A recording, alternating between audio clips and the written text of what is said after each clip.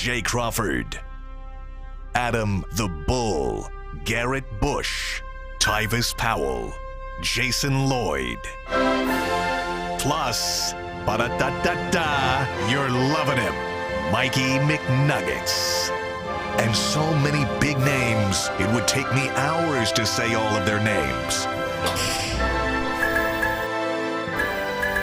The ultimate Cleveland sports show starts now. Booyah! The things we talk about in our chat group, the things we talk about. Holy cow. For the show. Got kind of crazy. I think we can. Well, I mean, we could talk about that. Our audience would probably lose interest very quickly because of the sports show. I want to start. Yesterday, we started the show with a close-up of G. Bush. Yeah. And one of the chatters said, when you got a podcast at 11, but you need to storm the Capitol at 2. Yeah. I want to give G. Bush flowers today, and I hope that the chat does too. That's a great look, man. It's light. It's a nice button-up hoodie with a vest. It's crisp. Everything matching. He's blue across the board. Saying? It's just blue watch. He's blue. Sometimes I try to give him, it's a method to the madness. Sometimes you got to be over the top a little bit. You keep us guessing. Sometimes you got to reel it back in. Yeah. Because they tune in today, they're gonna be like, G. Bush gonna be in he's gonna be in a spacesuit today. Camouflage. You're going to be in the JOK outfit. He done zoomed in on us. Look at this. I like the blue, but I just don't like blue. Why don't you like blue? Oh, okay. I see why. Yeah. I see why. Wait, why don't you like blue? I love blue. He's a Buckeye. Unfortunately, it was ingrained in me. Yeah, that was he was like, I don't cross. No, sports. this hat is the only blue thing I own. I got it. I don't wear blue. I got it. And it's so crazy. Tyvis has a lot of superstitions. Tyvis said he doesn't wear any of his teams that he That's a fact. played for. No, that's a fact. He won't wear any of their You don't gear. even have any of the old jerseys. None of it. I get that. I got the jerseys. Oh, you kept all that. Yeah, they give you the jerseys. But But, yeah, like, but I as far as kept it. like sweatshirts and hoodies and all that, You wear them in the house? packed it Or not at all? shipped it out. Oh, so you don't wear them even in Shipped the it house? I don't where? have them. Where did you ship it? To the Goodwill. Yeah, so you don't even own it anymore. No. Do you have, okay. But your jerseys you have. I got my jerseys. Yeah. Yeah. That's crazy. You got them in like a frame? Case? Glass I case? got a couple of them in the frame. I got to get the rest of them. Okay. All right. So Very good. it was like a purge. Yeah, Hold it's on, I got a question. Once you leave, it's like, all right, that team is done. It's out of my Yeah. system. I get that. Pack everything, ship it out to the Goodwill. On with the next chapter of your life, right. whatever it is. What's the question, Earl? Tyvis, let me get one of those. It's gonna be worth something more day, and it's gonna be because of what jersey? you did outside of football. Which one you want? What team? Whichever one you want to get, whichever one your heart desires. Oh, okay. So you're going to give him one of your football jerseys. Yeah, I think I got You have multiple of from all each the team? team. Yeah, you get a home and away. I think I only got Seattle, San Fran, and Denver. I already gave away one of my Denver ones. The Browns didn't give you jerseys?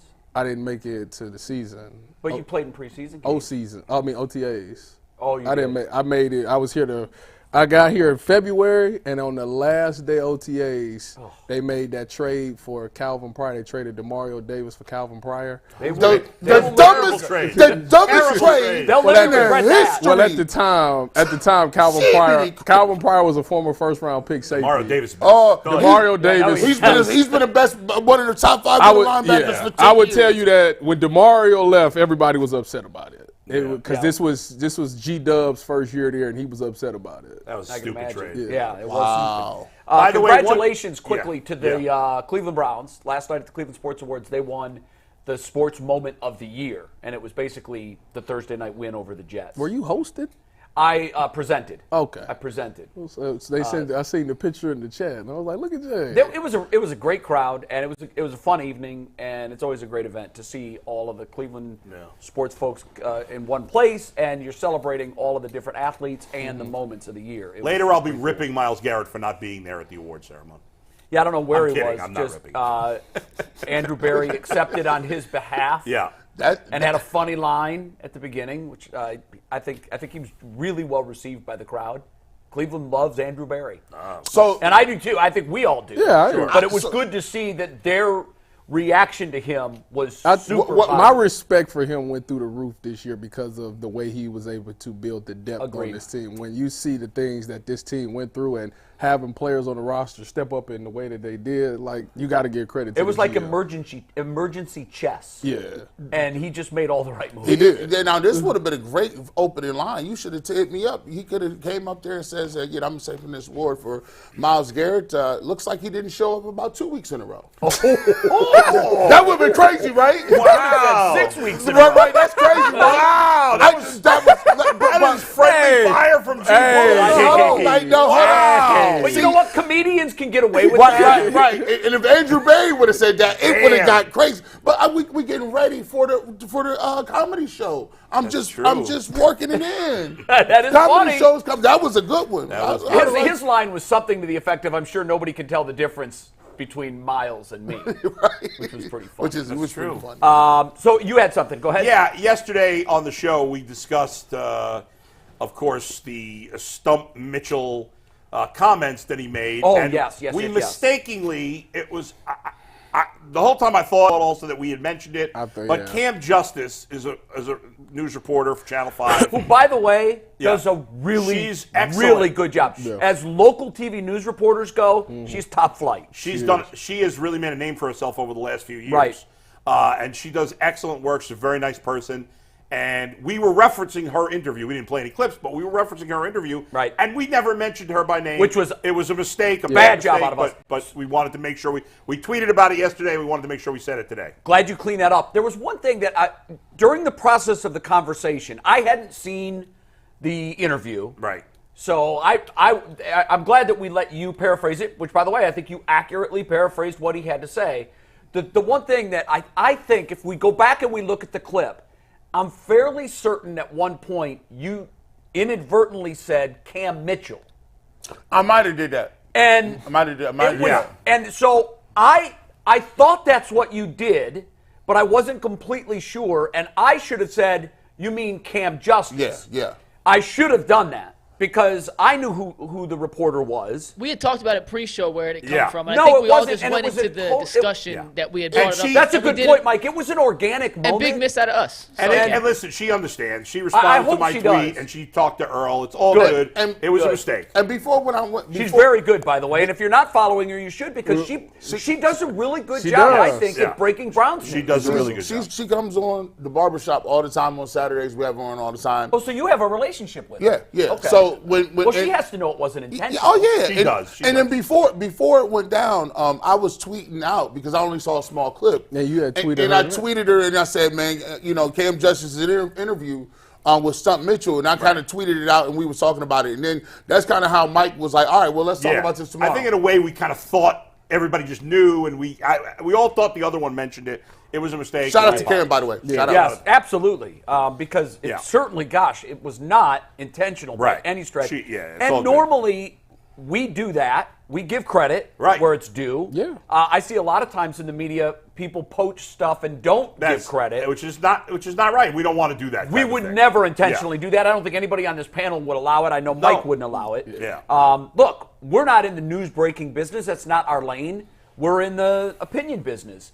But if we were in the news breaking business and we broke a story with a guest through an interview or whatever, if anybody grabbed that clip and used it, even though we did not use the clip, but if anybody talked about it and just referred to us as a sports show, we'd be hot too. Yeah. Well, I'm putting out my Joe Flacco podcast this afternoon. You better get and credit if somebody for anyone who uses it. That's fine, but I want credit. And you deserve credit. Yeah. And man, You deserve credit. Oh yeah, I was supposed to wait to pirate that. It's already up on It's already on site. it's on the barbershop. Go check that. All right, I'm glad you remembered that because the last thing we want to do. Too late, dog. Right. I think very highly of all my colleagues in the media. I know how tough this job is. It's not easy. It's really easy to sit at home and watch us do this and to throw darts. But for those of us that have done it for an extended period of time, and we're all in the game for a while now, we know there are a million pitfalls. There are a million things that are difficult that the average viewer would have no idea of. And quite frankly, it's the you don't want to know how sausage is made thing. So it's certainly not our intent, and I'm glad you cleaned that up. Hey, McNuggets, good morning. What's up, guys? Big show ahead. We're going to dive into our topics, but we have a crazy FanDuel ticket to show you guys to get things started today. Maybe one of the biggest and best we've had yet. And we'll show you in 1 sec. The NFL's regular season has wrapped up. It's not Tyus, but Tyus is going to tell us his parlay when we talk Cavs in a little bit for tonight's game. The NFL regular season is wrapped up, but still plenty of time to get in on the playoff action with FanDuel, America's #1 sportsbook. And right now, new customers get $150 in bonus bets guaranteed just by placing a $5 bet. That's $150 in bonus bets, win or lose for brand new customers. And the best part about the FanDuel app is that it's so easy to use, and there are so many different ways to bet, including live same-game parlays. You can find bets in the new Explorer tab. You can make parlays in the Parlay Hub, which is by far the easiest and best way to find pre-made popular parlays and so much more. So make sure you visit FanDuel.com/UCSS to make your first bet a layup. FanDuel, an official partner of the NFL, an official partner of the Ultimate Cleveland Sports Show. And I got to give my guy, Matt Kolker, a shout-out. He sent in a couple of these before. I play basketball with Matt every week. He hit a 20-part parlay on NBA games. I had to put it in a scroll so you guys can see all the parts. A 20-part NBA parlay on Monday night turned $10 into $1,100. A 20-part parlay, all 20 parts hit. He had the Cavs, the Magic, the Spurs, the Sixers, the Raptors, the Grizzlies. 4 different same-game parlays, all put into one. 20 parts, $10 into $1,100. Shout out to Matt for hitting that big win. You know why I'm jealous of Matt? Remember yesterday I got in that camera and I told Jared Allen he messed me up? That's the same day. I had a 14-leg parlay and missed it by 2 because Jared Allen couldn't get 1 point and Brook Lopez couldn't hit a 3. Baby Giannis over here got us with this parlay. Oh, we talk about today? Oh, we going to talk about it later. We talk about it later. By the way, Mike, do you know if you could do cross-sport parlays as well? Yeah. Yeah. Wow, that's interesting. Yeah. You talking about like put baseball and basketball in the same parlay? Yeah. It's not going to be on our docket today. I just want to throw it out there. What the hell are the Bucks doing?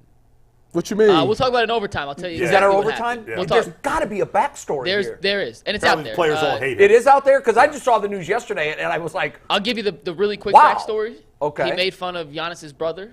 He and did? Yeah, and Giannis was like, nope, not having it. He's out. Oh, that's my the quick friend backstory. sent me that. I thought it was a joke. Hold on, I Made thought that fun was of a him joke. how? I thought it was a joke. Hold on, wait No, a minute. Chris This Haynes right here reported it, that so, says he was bullying my brother, saying Thanasis is committing insurance fraud by being in the NBA. He had to go. That's true? I don't know if those were the exact words, but What from an all idiot. reports, he had completely lost Giannis. Giannis said, I But can't it was work for facts, him, though. and he's out. I mean, He listen. wasn't wrong. It's so. But how dumb can you be? Yeah, but why would you say that about one of the best players in the league? And Giannis don't play games. He's like super ultimate. I thought this was a joke when I thought my buddy sent it to me, and I thought we was just I laughing wonder about if, it. I mean, it needs context. Like, was the Yeah. coach joking? Was he serious? That's- Either way, it wasn't a smart move. No. But I also don't love the fact that Giannis flexed and said he's got to go. But Giannis talked about him and his defensive principles. And Okay, was now like, that would be a different story. he was like, he doesn't know what he's doing. We'll, Okay, now we'll that's a dive into different this story. all in overtime, but All right. there is some truth at the end of the day. Giannis and Adrian Griffin didn't see eye to eye. The team went with the player over the coach, and Adrian Didn't we just Griffin, talk about it, 43 Mike? years. Do we need to talk about it in overtime at this point? Yeah, because there's more stuff. All They right. play the Cavs tonight, so it'll be an All extra, right, good fair enough. tease. extra Yeah, little tease. bonus. Let's start with a soundbite from the upcoming podcast today. Bull, you want to set up this soundbite that people can watch and listen to your interview with Joe Flacco later today? So as soon as the Ultimate Cleveland Sports Show ends today, my podcast with Joe Flacco will be released on YouTube. So obviously, if you're not subscribed to my podcast already, go to YouTube. Go to the Bullpen with Adam the Bull, part of the Bet Rivers Network, and click the subscribe button. I'll take a thumbs up, too, if you like what I'm doing. And subscribe. And using subscribe, that, please. Of course, hit the subscribe button. My hope is to get over 4,000 subscribers by the end of the day. I'm at 3,700, so I'd like to get another 300 today. It would be great. Anyway, yesterday I had 30 minutes with Joe Flacco. He was very gracious to give me that much time. We had a very nice, relaxed atmosphere. And I can't even remember what clip I gave you, Mike, that we used. This is about Joe returning to leadership. the quarterback room and how That's right. potentially it would work with Deshaun Watson. Yeah, this was interesting. Do you have the question, or should I set up the question? You set up the question. You only sent me his answer. So I asked him about the quarterback room, the Browns quarterback room, Watson and Walker and all these guys, and what was it like in there? Here's what he said. You know what? The quarterback rooms are always a lot of fun. Yeah. Like I said, I think they're probably a little bit of a unique situation because there is one of you playing. Right. And even when some guys are waiting in the wing, or they're in their first year or second year, listen, everybody wants to play. There's always a little bit of pace of that. Even the way I came in this year, it's like you're walking into a room where everybody in there had started football games. So they have to, we all probably have to put our egos aside at some point. And even though we feel like we should be the ones playing, I'm sure it wasn't easy for PJ and Dorian to kind of watch me come in, and now all of a sudden I'm the one playing when they had been able to start games and have some success this year. So even with that room, where the one guy is playing, like it at the end of the day, guys do a really good job because we spend so much time together. We have good relationships. So as much as we want to be the guy out there, we also have really good relationships with these guys. I mean, we spend a lot of time together and have a lot of laughs and stories and just, grinding with football, all those things. So, we want to see those guys go out there and be successful. Even if we feel like we're the guy and we could be the guy, you still want to see your teammate and your friend go out there and play good football. Wow. I thought it was interesting that he said, hey, listen, we want to be the guy. Everybody wants to be the guy. Yeah. But in the same vein, you're still rooting for that guy to have success. It's kind of a weird. I thought he showed great candor. Yeah. And you can do that when you're at the end of your career. Sure, of course. I also thought he showed great insight. Everything he said is true. I've had conversations with quarterbacks in contentious rooms. Yeah. And they'll tell you things off the record that they won't tell you on the record. I think he's transparent. He's open. Now, the one thing that I'm sure you guys touch on it, I want to know, because there was one elephant that was not in that room.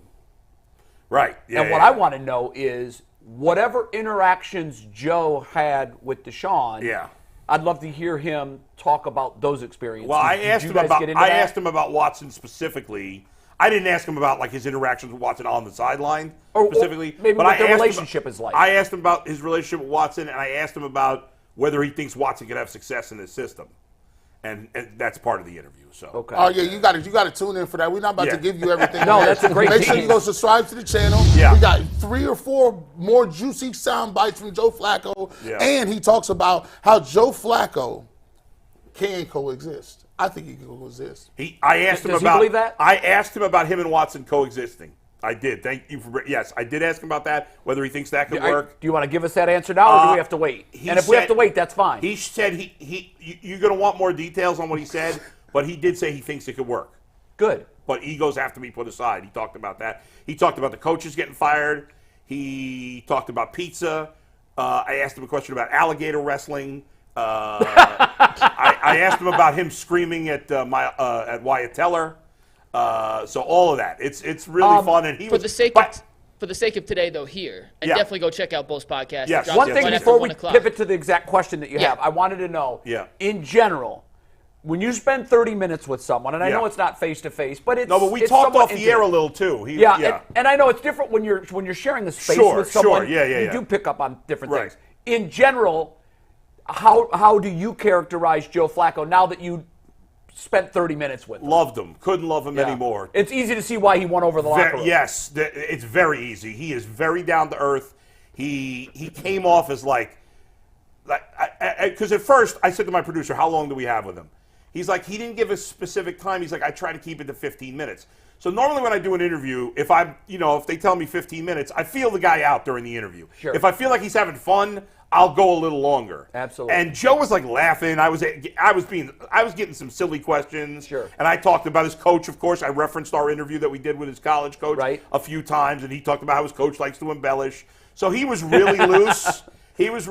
So we had fun, and I just kept him, and he ended up doing 30 minutes. And at the end, I was like, "Hey, Joe, I'm sorry if I kept you too long." He's like, "Nah, I had a ball." You could tell why people like him. Right. And he was really. And he talks about this, but he was blown away by the fans of Cleveland. Yeah. Blown away. I'm glad to hear that. He couldn't believe it. Sometimes you feel like, do the players care that you love them? He cared. It meant a lot to him that the fans loved it. By the way, he did not know. There's a couple of stats about his records in Cleveland that he didn't know. I was surprised. No kidding. Did you ask him in 2019 when he had a neck injury for the Denver Broncos, did he know that they had this player by the name of Tyus Powell on their practice I didn't squad? get Man, to that's that a miss, question. Bull. That's a miss. That's a bold What did drop. you think of being a teammate of Tyus Powell? Yeah. Saying. Sorry I missed Yeah. that. Sorry. I think he looks back on your time together fondly. Man, that's So one back, of the back mo- to the That's question. media at training hand. 101 right Sorry, there, Mike. boy. No, you That media training make sure right you there, check out both boy. podcasts. Bull, you said it drops at 1:15-ish today. It's going to drop right just after 1 o'clock. Yeah, about 1:15. You're going to love it. He comes off phenomenal, and it's really good. So make sure you guys tune in. But Yeah. to the question today, and at least the soundbite we played, he makes it seem like there could be a peaceful coexisting quarterback room between Deshaun, Joe Flacco, whoever else they bring in. Bull, you said that was the impression you got. Do you guys agree with Joe Flacco that those two could coexist in a quarterback room 100%. next year?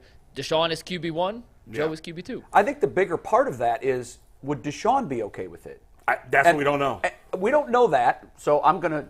This is pure conjecture. Well, I'll give you a little more of what he said, because I said to him, what happens if you come back? I said, everybody wants you back next year. Right. Everybody on the outside wants you back next year. And I said, what happens if Deshaun starts the season, you're the backup, and he's struggling a little bit? Are there going to be guys on the team, on your team, saying, maybe Joe should be playing?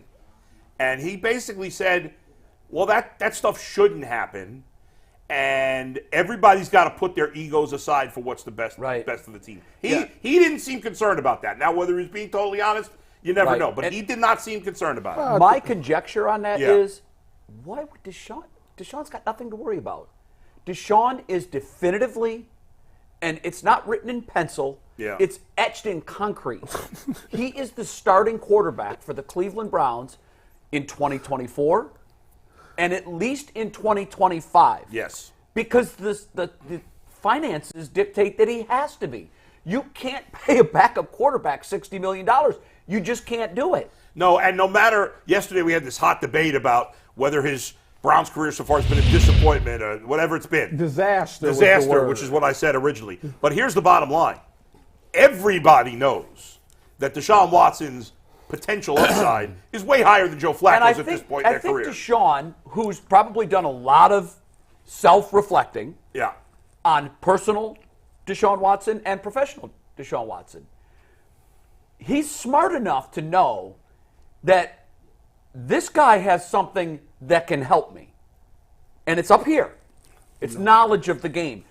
How invaluable would it be for Deshaun Watson to come over on the sideline and have a conversation with Joe Flacco about what just happened on the field? Or maybe Joe's seeing something on the surface, on the pad. He's looking at something saying, Deshaun, eyes, different sets of eyes see that. We saw that with the DeMarco Ryan clip where he tells his linebacker. DeMeco, yeah. I'm sorry. Yeah. I still call him DeMarco. Where he said, just get in front of Joe.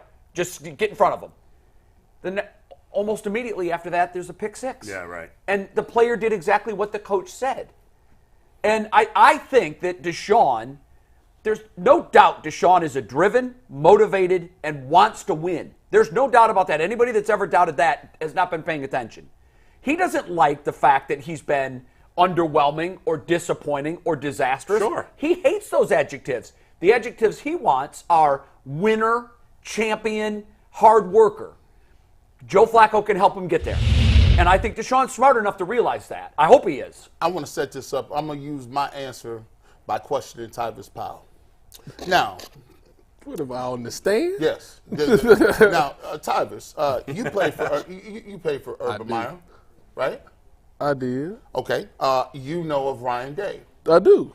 Well, he wasn't there when I wasn't was there, a coach. but I know him. Okay. The philosophies of the two people, from Ryan Day to Urban Meyer, how are they different? Well, I mean, obviously they have different leadership styles. One is more of a dictator, my way or the highway. The other one's more a little bit laid back. I want to help you get to the right answer. I want to help you grow that way. The atmosphere of the dictator, it inspires what? The Fear. The dictator is definitely you're fearful. You don't want to make no mistakes. You want to make sure that you're perfect. And he demands greatness out of you every time. You're not going to be a risk taker, if that's what you're asking me. Okay. Now, listen. Now, the dictator has a national championship trophy, and I know the jury is wondering where I'm going with this. We'll tie it back in as I always do. Now, he has the dictator. Get to your point, counsel. The national championship trophy. Now, here's the thing. Joe Flacco understands and is adored and played very well. You bring him back into this fold because I believe fear is a greater motivator than love. We don't not rob banks because we love the bank tellers. We don't rob banks because you can go to jail for 25 to life. Deshaun Watson has been given the keys to the city, but I believe that he needs some healthy dose of fear behind him. He needs to lock in. And the middle aspects of Deshaun Watson is where I think he's going wrong. He needs to have somebody behind him that A, he knows the fans love, B, knows can throw the football. This is very interesting, counsel. C, knows and understands that if he relinquishes that role, you might not get that back. So Deshaun Watson is not about making him feel comfortable. I want him motivated. I like motivated over comfort. I rest my case. I actually agree. I think it's a great Brilliant point. argument. Because the bottom line, I'm not saying it's the case, I don't think it's the case, I hope it's not the case, if Deshaun Watson is not going to play as well because he's worried about the competition, then he was never going to be great anyway. He's not made of the right that's material. Right. You're right. So if we're going to assume that he can handle that, which we have to because otherwise he can't be great, then yes, let him be pushed. Bull, this goes back to something that we asked, I think the beginning of last year, I can't remember, about pressure. And we talked about how much pressure is Deshaun Watson under. And I think you said a lot. Everybody said it's a lot of pressure. Yeah. And I sat in this chair and said, none. He's got no pressure whatsoever. You know what he has? He's got a $230 million guarantee. If he sucks, he's got a safety net. If he's replaced, he's got a safety net. I didn't like that. I think, to your point, I was always motivated by that as well. I was motivated more. I hate to fail. I hate to lose more than I love to win. Mm-hmm. And so what always motivated me in the dark hours, not in the games, but in the dark hours, when I was working by myself, was I was asking myself, what was the competition doing? What are they doing right now to be better than me? Coming to get your and spot. that drove me. And you know what? Deshaun Watson is a motivated person. I don't want to make it. If you followed his career in college and you watched him closely, you know that he is a winner. He is motivated. He wants to be great. Sometimes, human nature, not a Deshaun Watson flaw, human nature. When we are crowned champion of the game, $230 million contract, we lose that motivation. We lose that spark. So I love your argument, counsel, that you want to use Joe Flacco as a fire starter. Yeah. I think I haven't heard anybody say that yet. He's also an insurance policy. Bring Joe back. And by the way, if it leads to a better Deshaun Watson and it costs you $6 million, well worth it. You're paying $6 million so you can monetize your $230 million investment. And you know, if he get hurt again, you got someone there. He can hit the track run. We know we trust this guy. There's no concern. I love your logic. Yeah. I know it took you a while to get there, but it always does. By the way, we gave you a little grace because it was interesting. Little runway. Steve, I just said by the way. Why, is that one of your catchphrases? Yeah, I'm obsessed with getting rid of any crutch words. Like, there's a lot of people in media who say "like" all the time. Right. Drives me nuts. Yeah. I don't think I do that, but I say "by the way" a lot. To your point of what you said about motivating, it reminded me of a video I just saw of Larry Bird, because Larry Bird played 1 year after Magic retired, and Larry said that when Magic retired, he was not as motivated. I remember hearing it. Because his whole career, every time he practiced, in college and the pros, he said, what's Magic doing now? That's right. What's Magic doing now? He said he would go look at those are the days where you get the paper and look at the box score. He'd go and look at the box score and see what Magic did. Yeah. And for his last, and then Magic retired, and he still was good his last year, but he was like, it's not the same. And what's crazy to me, Bo, I'm glad you brought that up, because you wouldn't think about that has any relevance in this conversation. However, when we speak to the greatest individual rivalries in sports history, obviously Ali Frazier comes to mind for me. I'm a big fight fan. and their fights and their personal relationship was amazing. They came to grow to love one another, much like Larry and Magic have. But you're absolutely right. We, as the fans, were the benefactor of Magic hating Larry and Larry hating Magic. Right. It created magic for us to watch for more than a decade between college and the NBA. And it wouldn't be like Flacco was his rival. He's not. Right. But it's interesting how just his presence, maybe he starts seeing Joe's in it every day at 8. I got to get here at 7:45. Remember who Jackson told that to Tyrod Taylor, Baker and Tyrod Taylor? Right, exactly right. He said, "Now look, oh boy, it's one thing Hugh Jackson said that I thought He's it was first brilliant. in and last out. He said, I mean, you gonna let him beat you? And the quarterbacks are competitive. I imagine in my head Joe Flacco going up to Deshaun being like, hey, listen, man, I don't know if your arm better than mine. I'm 40. I'm about to get this Buckeye card. Matter of fact, I can make all the throws around here. Now, Tyus, you in the case when you cool with Sherm, you cool with a lot of the DBs, right? We are. Y'all seen we are ex co-workers. That's all. Whoa! What happened? We're just ex co-workers. You guys get into a fight? No, that's our title. We just. Well, you're friends. If his wife and my wife weren't friends, I really wouldn't talk to the guy. That's not true. Really? I don't think That's you not lied to us. That's a lie, Ty. Stop No, it. he beautiful. You text with him all the time. Make sure. I hope you clip this and tag him. I would not talk to you if it wasn't for your lovely wife and my wife being friends. Oh, you almost sold it. You almost sold it. Yeah, that was good. Yeah. Ty, Well, what do you yesterday, think? with the same face, looking into the same camera, he said unequivocally, there are 0 players in the NFL using performance-enhancing drugs. They're not using By the way, that was met with great not. cynicism But Tyus, to your and laughter. I'm curious, as the one guy here who actually played in the NFL, Yeah. are you buying what G is selling? We're buying it, but we didn't play. Yeah. You did. No, I think you did. Listen, the thing that I learned about the Cleveland Browns is that, and not just the Cleveland Browns, just all of football, the most successful teams always bring in competition. Competition breeds the best out of athletes. What motivated me the most as a player was when, in college, we had a freshman by the name of Eric Smith. He went to Glenville. Shout out to Glenville. Safety. Freshman came in. I thought he was going to get your minutes, Dude was I remember balling. I remember that dude was an absolute baller. And I was like, look at this freshman. It seemed like every time he got in there, we blow teams out. He get in the game. He get a pick or he get a fumble recovery or something. I'm like, so he kept me on my game. I'm like, well, let me step my game up. Same his number. Same situation with this. You know, with Deshaun Watson, first of all, I don't think Deshaun is already motivated by the fact that I listened to his podcast with Cam Newton, and he said, I hear all of it. So if that's the case, you know all the trash talking that's going on about your name and how people saying that they wasted money, blah, blah, blah, blah, blah.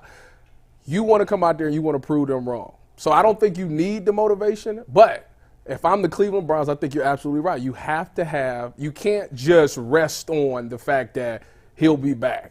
Like if you go into this season thinking Deshaun Watson will be back, he'll be 100% back to the guy injury that he's coming back for, there's no track record exactly. with it. So there's no guarantee he's going to come back. So you have to do what they call cover your assets, and you have to get a guy in there that you know can get things done. Now, what I think, and this could be totally wrong, and I mean no disrespect to Joe Flacco in any way when I say this. I think Joe Flacco is the perfect backup quarterback that he is in his career now. Why do I say that? Because as we pointed out over his historic run with the Cleveland Browns, that in the last, 3 seasons, he's always giving you moments where he's looked really great, but he's fallen off the cliff. Why do I think that it's hard for him to get maybe another starting quarterback job anywhere else? It's because I think other NFL teams see the same thing. He'll come in and he'll get you maybe 5 good games, but at some point it's going to take a dive.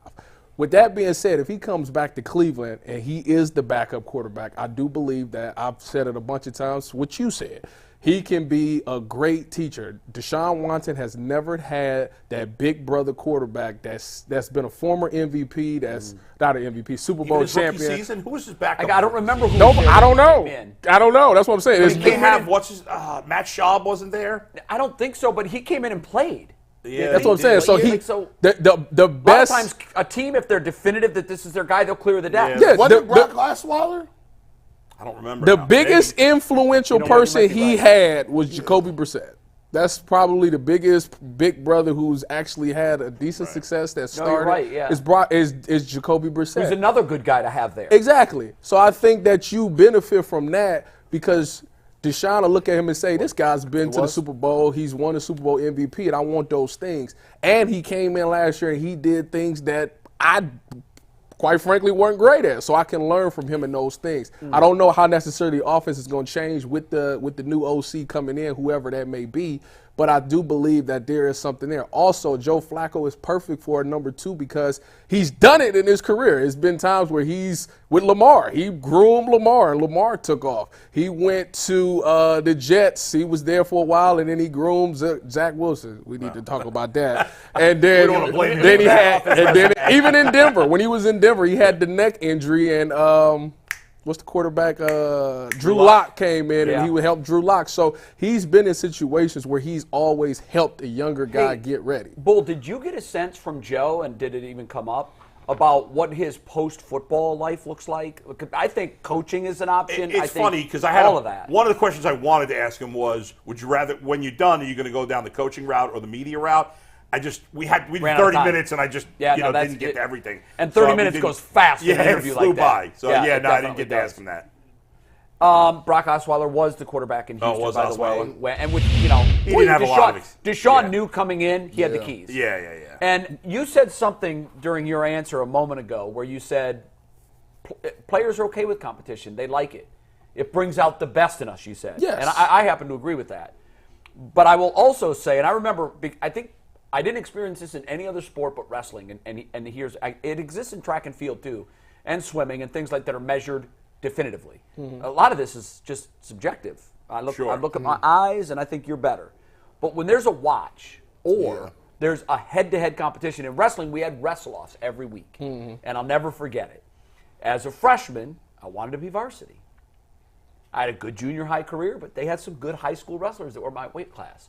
The beauty of wrestling, which is why I always liked it. You find out. If you didn't put in the work, by minute 5, by the halfway through the third period, there were red lights flashing. Not done. You got that instant data. The knew. data was right. Well, and the beautiful thing about wrestle-offs was... It does happen in track, though, because I read track. In track, I always used to tell my son, the reason I love track so much, in track, the tape never lies.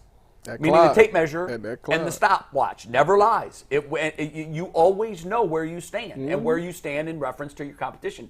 In wrestling, two guys will come to the middle of the mat, and they would wrestle a 3-minute period. Winner gets the varsity spot. Did you get the varsity spot? I did, but you know what? After week 1, wrestle off again. Now, there was a time when there were no wrestle-offs. If you were beating every guy in the weight class and you were beating them easily, then it wasn't an issue, particularly if you were winning your matches. But if you weren't winning your matches, the coach has an obligation to all other 12 starters. I've got to get the best wrestler at 98 pounds. Yeah. So we're going to have another wrestle-off. Now, what that did was it kept everybody else in that weight class motivated. Oh, Jay's in the weight room after practice?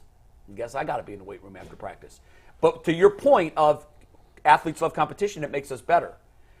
You said this earlier. It makes some cower. Yep. That's your answer. That's it. If they don't rise their game, like Baker rose his game when Hugh Jackson, probably the smartest thing he ever said as a head coach. Look at your brother. Jacoby's in here, or it was Tyrod. Yeah. Tyrod's in here before you and after you're gone. And so that it changed Baker's approach. He realized, oh, I can't college this. I can't Oklahoma this. This is a new level. I'm getting paid. I think that we'll find out. This nonsense, and Jason is adamant about this. Yeah. And I love Jason and every one of his takes because he does come at things in a very cerebral way. But this particular take where, he can't come back. He can't come back. That could make for a volatile situation. Hell with that. These are gladiators. These are men. Bring me the best competition you have, and I will prevail. I think Jason's point is that the other players would be picking sides. Look, that could happen. Yeah. It will Jason happen. was saying that other guys would be looking at the coach saying, are we really going to play this charade? I live that. That will happen. It will happen, and that's human nature. But there's one thing that we haven't discussed in talking about Deshaun Watson's comeback, and it hit me yesterday, but I didn't want to take this tangent, but we can now because we're talking specifically about Deshaun. We talk about Nick Chubb as, we don't know what he's going to be when he comes back. coming back from a very difficult injury, an ACL. We don't know what he's going to be. We've got to restructure. We got to bring in competition. Why doesn't the same thing apply to Deshaun Watson, who I've continued to research, trying to find another case? You know why? You know what the difference is? There's no history of it. The difference is he did it. He went 14 for 14 with the thing broken. Maybe we don't know that because they didn't do an MRI after 7 passes. I'm with Jay. I like the military, and I do something. This is my operation. This is Operation Stockpile. This is you need to cover the guys. Can we call 2024 Operation Stockpile? We could do Let's that. do it. Because you've been saying I need to overdo it everywhere. You better. This is the first step. And I loved your analogy yesterday. China's over here building a fleet of Navy vessels. Hey, I just looked at the wide receiver shelf. It's pretty empty. Yes, we got to fill up that wide receiver shelf. It's not much on that shelf. There's one guy in there that I'm going to bring back. Well, that actually is a good kicking off point for our next topic. Before I bring that up, we got to mention FanDuel one more time. The NFL regular season is wrapped up, but there's still plenty of time to get in on the playoff action with FanDuel, America's #1 sportsbook. And right now, new customers get $150 in bonus bets guaranteed just by placing a $5 bet. That's $150 in bonus bets, win or lose. And the best part is the app is simple to use, and there are so many different ways to bet, including live same-game parlays. You can find bets in the new Explorer tab. You can make a parlay in the Parlay Hub, which is the best and easiest way to find popular parlays, and so much more. So make sure you visit FanDuel.com/UCSS to make your first bet a layup. FanDuel, an official partner of the NFL. By the way, the Bucs are hiring Doc Rivers. They are, yes. Yeah. I told you that before it To happened. cement Operation Stockpile, we're going to need Joe Thomas to bless it. I think that's what we Yes. need. You know, you're right. We're going to need that at some point over the summer. And who We'll broke get that Joe news? back on. Where's the guy who broke the news of Joe Thomas being a coach in Europe? Yeah, we'll get that super we chat. mentioned that he was right. That's Guys, crazy. that's I right. still can't I believe he got know. that.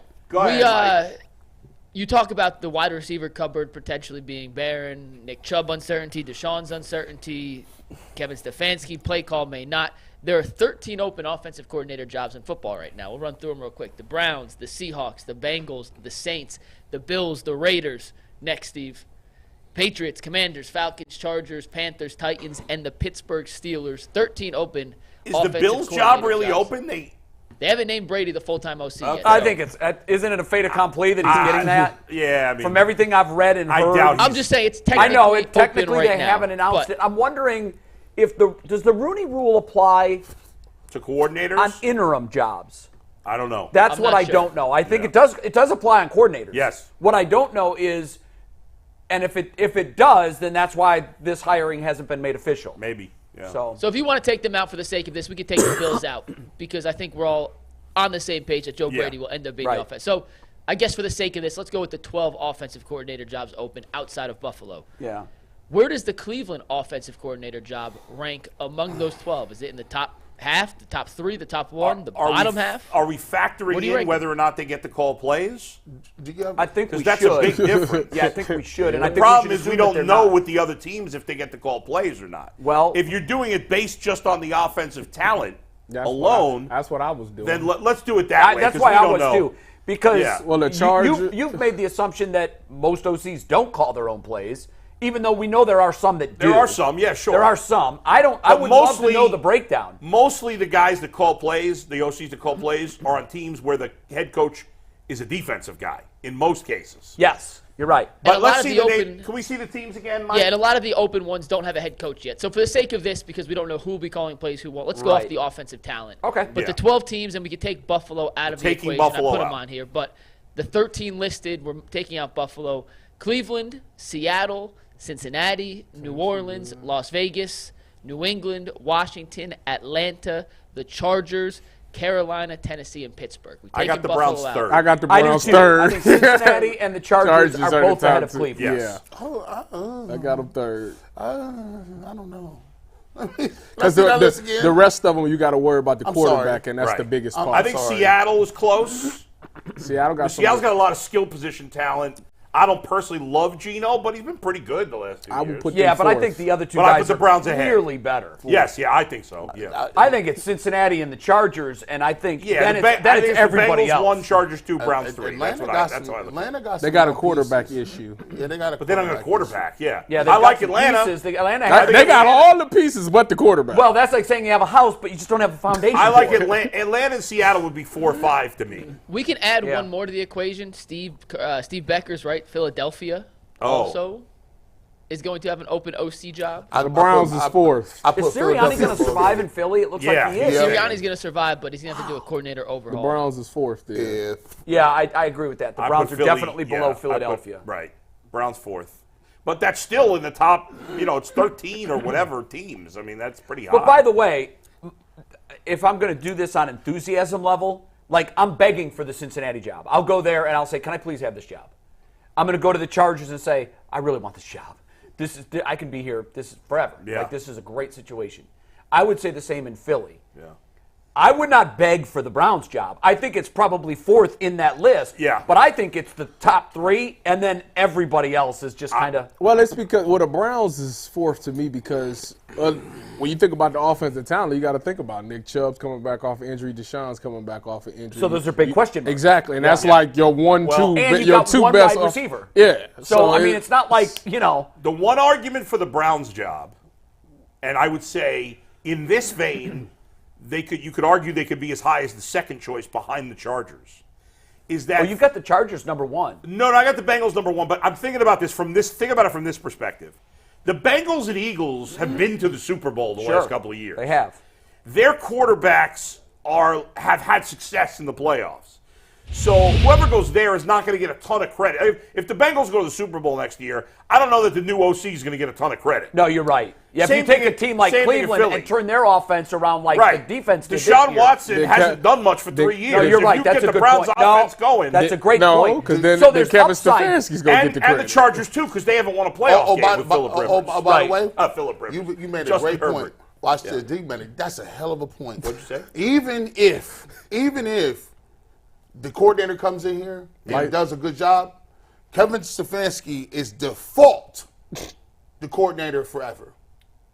Yeah. Yeah, no, that's true. That's Like because people are going to just say he called plays and he has so much influence. I'm going to tell you, that it's that unless that coordinator on Sunday is like this, they ain't getting credit. Fair. That's the only. If Kevin's still doing this, he like, no papers in Tyus, hand. then it's a Tyus, wrap. maybe to the average fan, but don't you think we would give that guy some level of credit if Watson's been really struggled? See, Bull, I If he want plays to. I great. think you're right. Your premise, I want to, but here's the thing. Yeah. The last OC that didn't call plays took the blame. Took that L He took the fall. and got none of the So credit. I don't know that I can come in and say, None "Oh, of he it. does a better job," Well, and now I can't give the new guy credit because I hear you. And we see the case study. It's called Eric Bieniemy and Andy Reid. We saw this case study before. We asked every Super that Bowl, one right there. what percentage are you calling? Did you draw this play up or was and it by Andy? the way, Andy Reid's answer to the media was 50-50. Yeah. It later came out. It may have been, was it Darren that told us? Yep. He That said- it nowhere near 50-50. Yeah, It right. was nowhere near 50-50. Wait a minute. Wait, you said that Andy and Bieniemy I can't remember. I don't want to put those words Well, in I Danny's don't- mouth, but I read somewhere. Andy said, I know exactly what you're saying. Andy said at Super Bowl Media Week, what's the play call? He said it's 52-48. I call 52. Bieniemy calls 48. Well, they Yeah. said that the And then touchdowns. Darren Smith came on our show, and later we asked him, Darren, do you believe that? That's right. And Darren said, no, not a chance. That's it's the way I closer to remembered it, 70-30. and that's accurate. But Because, We should have known it by the 52-48. Right. right, Shout out exactly. to Darren, I by mean, the way. Darren's an OG. and there were guys that were with the Chiefs. They were not with the Chiefs at the time that comment was made. Yeah. But there were guys that had previously played in that offense, and they chuckled at that and said, Andy Reid isn't letting anybody call 48% of his plays. Right, Andy Reid is calling the plays. So it was pretty definitive what went. And then I love what Eric Bieniemy did. I know it didn't work out for him. I love what he did in saying, I'm going to bet on myself. I'm going to go to Washington, and I'm going to have great success. He had some success. Started with a off quarterback. really- it started off good. great. It didn't end well, but I don't think the ship should sail on Eric Bieniemy. I don't. I still think he can do it. I told Eric you should have sat right there in Kansas City. Hey, Damon Dash always said this. Hey, man, Better get up under an umbrella. You don't want to catch a brick. Get under this umbrella. Stand next to this money. Now that's true. I am not listening. That's But like at some point, though, G, like if you were a sidekick on a sports show. I am. No, you're one of them. No, you're not. What you talking about? Clip it. So you're Ed McMahon. Yeah, listen, I'm not. Yeah, like, what you mean? So you mean you're going to get sick of being one of 4 in 4 years and say, or you're just going to ride it out? I'm not going to go to these other internet shows with 5 or 6 views and get my own show.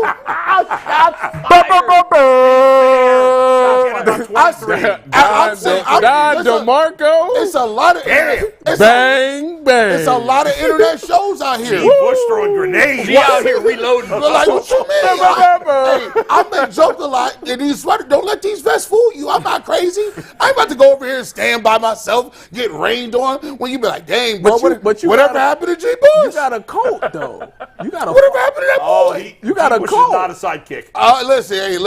Listen. Guess what? Gee, it's people that come in when you sick. They'll tune into the show and say, I'm not watching. G. Bush ain't on? All right, I'm going to be back tomorrow. Hey, listen, man. I always Can't nobody else say that. Hey, why you like? I'm motivated by fear. There's a lot of people out there. Listen, a Boogie out there wandering around. Like, listen. I'll be totally honest. When G. Bush is not working, I get pissed because I'm like, I like the chemistry when G is here. It's absolutely.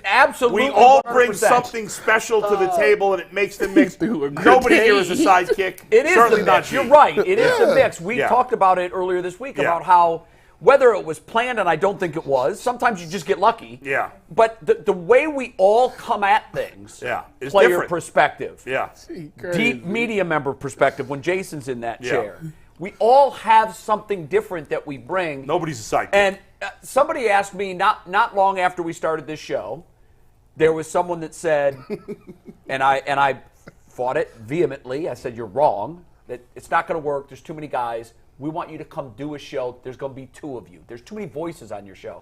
I said, I wouldn't do a show with one other person. I wouldn't. You know how boring that would be? That is kind and predictable? Like, if Bull and I did a show. Oh, that'd be great, actually. No, it wouldn't. And there'd be times where there were fireworks, but you've got to have Bull and I see eye to eye on a lot of things. Yeah. They but vote 90%. There's always going to be a flashpoint with us 4. Always. Yeah. Yes. You know? Now, shout out to Josh Cribbs. I mean, Josh Cribbs was to be sitting where I'm at. He just couldn't do it. I love contracts where you can't get. Josh Cribbs was this, so he couldn't do it, and they was scouring the internet. Was like, hold on, who's this guy right here doing all this crazy stuff? Shout out to them. I don't know how I got in my chair, but I'm thankful. Thank you. You fit the suit. It was your beard. I told you last week, Tyus. It was Exactly. all Oh yeah, you did tell me. I told you last week. Turn around. Oh yeah, That ain't got nothing to do with nothing. Listen, That has nothing to do with nothing. hey, what do you mean? You don't think the fact that talk about you it. were the MVP of a national championship game, bro, that's your brand now. You deserve everything you get in this business. That's you work Ohio. hard and you're very That's good. Ohio State's brand. Here's the thing, and I love this about That right there, You that will trophy always- is a silver bullet trophy. That ain't a Tyus Powell trophy. That's a silver bullet trophy. Everybody on the defense could deserve that trophy. Who was named the most valuable defensive player The of that silver game? bullets. Who was named the most I'm valuable? going to tell you, when Coach Meyer stood up after the game was over and we went back and we did our championship Why are you being thing, humble all of a he sudden? You're never said, humble. Yeah, the silver bullets is the cap or is the champions And then of he this was- And game. who led the silver bullets? Darren, Joey, We're gonna It's the talk first about time in those. his life he's going to be humble. We're going to talk about You know those. what Urban Meyer said Mike after that? Bennett, No, what did he say? Duran Grant. Tyus, you know what Urban Meyer said after that? Bring me some college girls! All right, we're going to move on to our next topic here. He's a relatable FanDuel guy. is America's #1 sportsbook. It is undisputed, unquestioned. They are the absolute best, and right now they're giving new customers, $150 in bonus bets, guaranteed just by placing a $5 bet. That's $150 in bonus bets for new customers, win or lose. The best part about FanDuel, it's simple, easy to use, and there are so many different ways to bet, including live same-game parlays. You can find bets in the new Explorer tab. You can make parlays in the Parlay Hub, which is the best and easiest way to find popular pre-made parlays, and so much more. So make sure you visit FanDuel.com/UCSS to make your first bet a layup. FanDuel, an official partner of the NFL, an official partner of the Ultimate Cleveland Sports Show, And the Cavs are looking to extend their winning streak to 9 games tonight. But before we talk about the game, there was a rumor last night put out by Dave McMenamin. Not a rumor, a report. And Dave's obviously very locked in. No, wait. Can I give out my parlay for the fans? We're going to do the trade rumor first, then we'll talk about the game. And, Ty, I want to hear your 14-part parlay that's guaranteed to hit tonight. But Dave McMenamin put out a report that the Los Angeles Lakers have interest in trading for Donovan Mitchell. Now, that's not the first time we've seen a trade rumor for Donovan Mitchell, but this one seems a little out there. I also want to put it on the record that I'm interested in a $10 million raise next year. Will I get that? Will the Lakers get Donovan Mitchell? It is highly unlikely. But because this is what we do on the Ultimate Cleveland Sports Show, I put together a couple trade packages, 1 real and 3 totally fake, of what a potential Lakers for Donovan Mitchell trade might look like, and then we'll talk about the game. Just to show how absurd any of these Mitchell to the Lakers midseason rumors are. So this is the one that would be real. If the Lakers were to really attempt to acquire Donovan Mitchell. You should have let us guess. No, because you'll know immediately. Okay. The Lakers have nothing to trade. All right, So That's what I'm about to say. Like, The Lakers I ran Zero into Sam assets. Pines last night at the Cleveland Awards. He runs ESPN Cleveland in L.A. And I said, he hadn't even heard the rumor. I said, wow, what the hell are the Lakers doing talking about Donovan Mitchell? What are they going to give up? And he laughed. He goes, what? I said, yeah, McMenamin's got a report that they're trying to trade. He goes, they don't have any assets. They've got nothing. That trade isn't going to happen. To my point, and this is why it's not going to happen, this is the best realistic offer the Lakers could put together for Donovan Mitchell, and it is D'Angelo Russell, Rui Hachimura, their first-round pick, Jalen Hood-Schifino, and a first-round pick or two, which they don't even have till 2028 or 2029. I tell them to go stick giant themselves. nothing burger. You would never take that in a million years. Never. Go That's stick the yourself. only realistic trade package the Well, Lakers that's could put insulting. together. Yes. Which is why I wanted to put it out there to show how ridiculous I'm it is. trying to figure out what they're going to offer. But they could offer picks. They don't have picks till 2028 or Is 2029. it 28? Yeah, they traded them all. They don't Check even have on that. picks. I think I don't know that they have none till 28, which, by the way, what's the NBA's rule on trading picks You can out only in the trade future? every Now- other first round. Yeah, that's right. God, I didn't realize it was 28. So I they didn't think it have was that picks, but far. they can't trade any of their No, picks they've got to until keep then. the ones that they have because they've traded all the other ones. That's insane. They could do pick swaps, but if you traded Donovan Mitchell, you're going to be worse than the Lakers. They have a But 2026 they would never- first. That's what and I then a thought. 2028 first. So, Okay, yeah, that's so what I thought. they have one in the next 5 years, but you're not going to take. No, you're not that gonna back. give- So no. it's not happening. I wanted to put that out there just Okay. to kind of squash any. Was there rumors. anything else that you thought maybe they could squeeze Well, this? I had some fun. I had some fun with this. So All right. let's just go through some of these Yeah. because Was this is LeBron what I in like there? doing. I like yeah. messing around. These get more and more ridiculous. These are not real. Do not aggregate this. I'm not proposing these. I just wanted to have some fun in the trade machine. So let's have a little fun. Trade number 2, Steve, take it. 261. How about LeBron we and go. Austin Reeves for Mitchell, LeVert, and Okoro? Salaries match up. Bring LeBron home. Austin Reeves signed a nice tradable contract. He's better than solid. He's tell been you. very He is better than serviceable. solid. Hey, that's I take that. I'd do that trade. That's take a that trade. That's a championship right With now. I would Darius do come that back today. to point guard. And Mobley, and we keep Allen. Stop playing What with I'm me. wondering about And McMenamin's shooters. report I'll take it. is, was LeBron mentioned as a piece at all? No. No. What McMenamin put out there is the whole report. That's it. There's But no- because Donovan Mitchell has had all the rumors about his long-term stay in Cleveland be questioned, That's a rumor turns into all these I things. do that Reeves? trade right now. Reeves, he's automatically Yeah, but going the to start. Lakers aren't going to get Mitchell to trade. Oh, LeBron. my Here's- goodness. Let's just run through the rest of these, Yeah. and we can laugh at the rest. By the way, of it. but wait, before you do that, Mike, Sure. what would the Cavs starting lineup be if they made that trade? Darius. Darius. Everybody's Austin, healthy. Reeves. Darius, Austin, LeBron, Evan, Jared. Yes. Woo! Woo! You still got young sniper Steph Jr. coming off the bench. Steph Jr. Steph Jr. Are you kidding me? All right, here's the next one. I got 2 more. I like that lineup Instead a lot. of getting LeBron, I'm buying tickets. No, we ain't taking Anthony Davis. the Cavs go super no, I don't big. want Anthony Davis. Super big. Start Evan Mobley at the 3. we good. Develop him into what Jason Lloyd has always wanted Evan Mobley to be.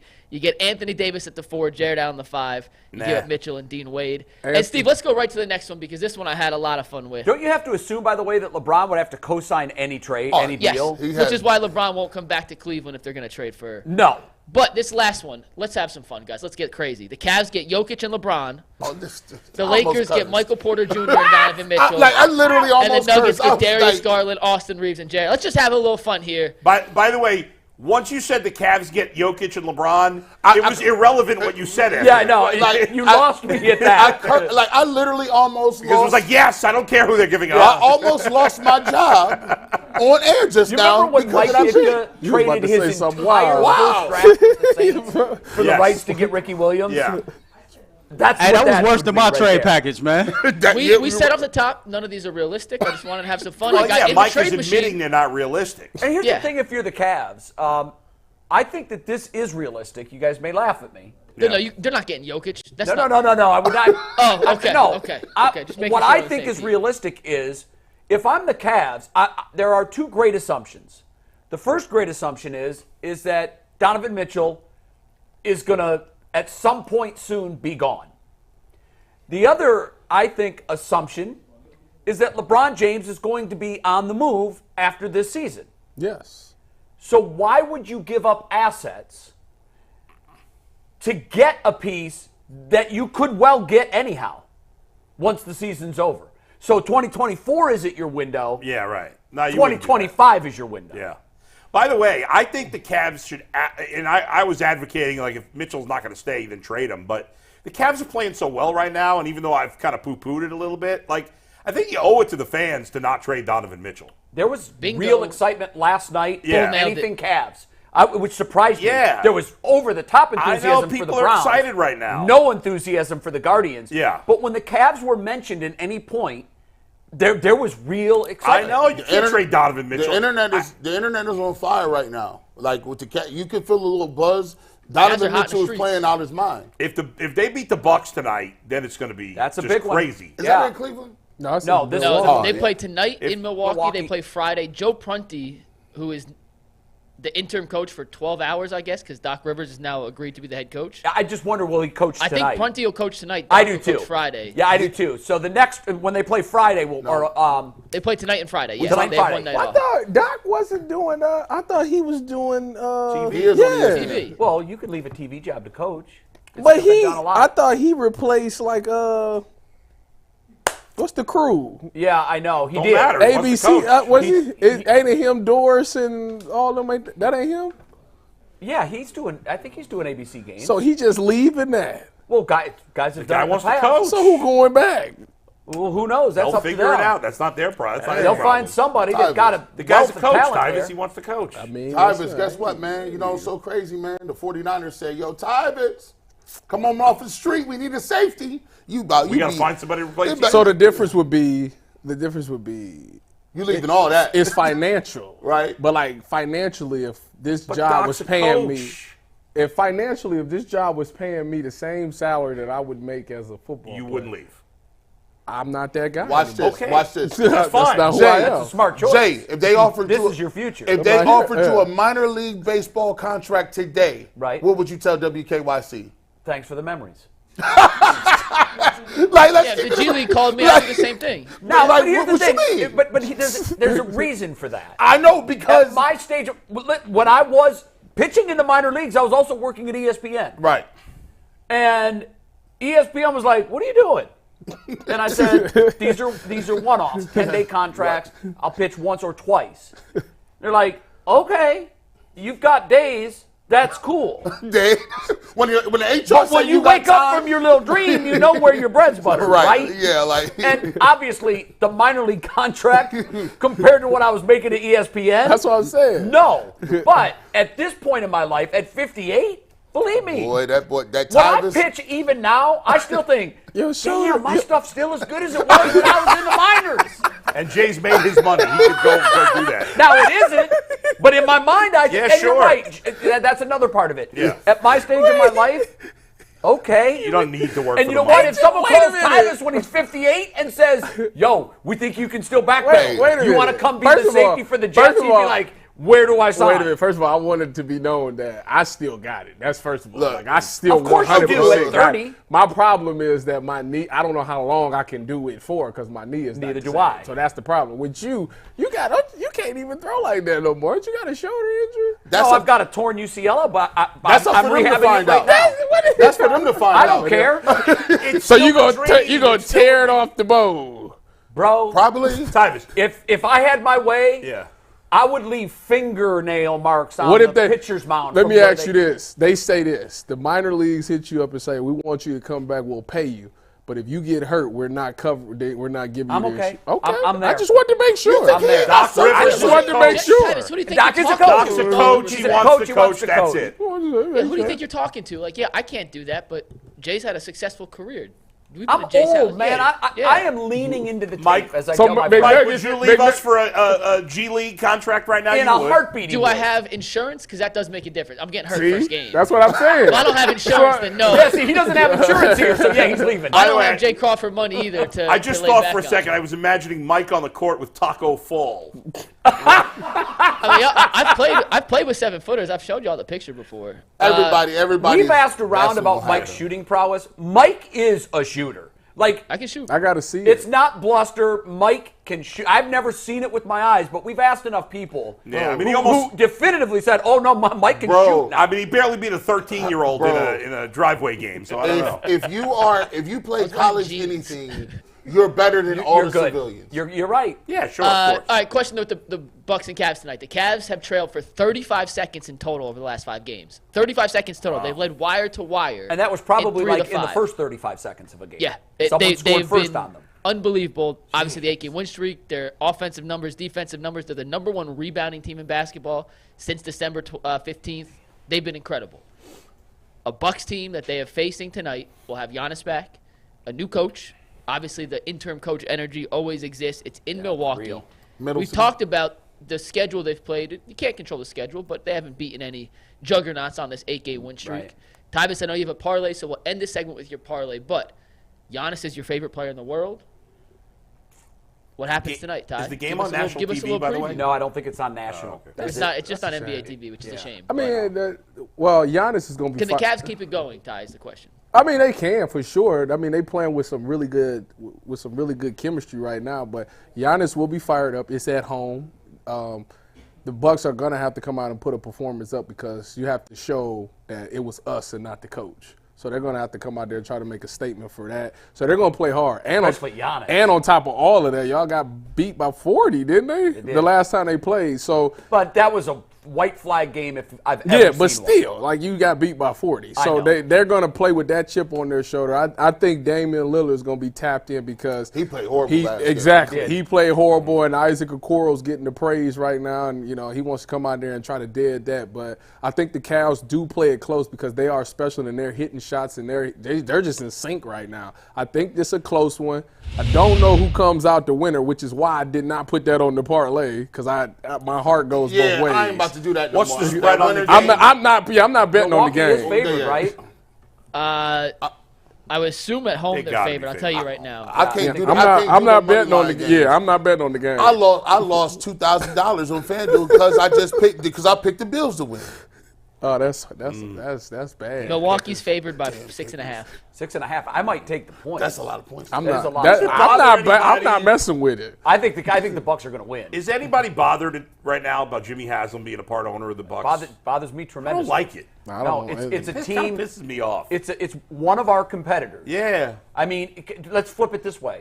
What if he bought the Detroit Tigers? Yeah. We'd be furious. Yeah, right. Like, he is helping one of our rivals. Here's Win. Here's what I have a problem with it about. I got a problem that I understand that you got a lot of investments, but you spent $250 million to purchase the Bucks, but you still coming back here asking us for a new stadium. $500 Right. million for maybe a You billion. could have built that yourself. He How will you- write a check He to still build a new can. stadium. He's going to pay for it, a part of it. But he's also going to ask for half of it is going to be public funds. So that's like And honest to God, the day this move happened, and I said why I hated it so much is I said because it's in a very short time frame. He's going to have his hand out for taxpayer money so he can build a new home for his football team, which is valued at more than what a new stadium would cost. Earl know about this. If I loan you money, right?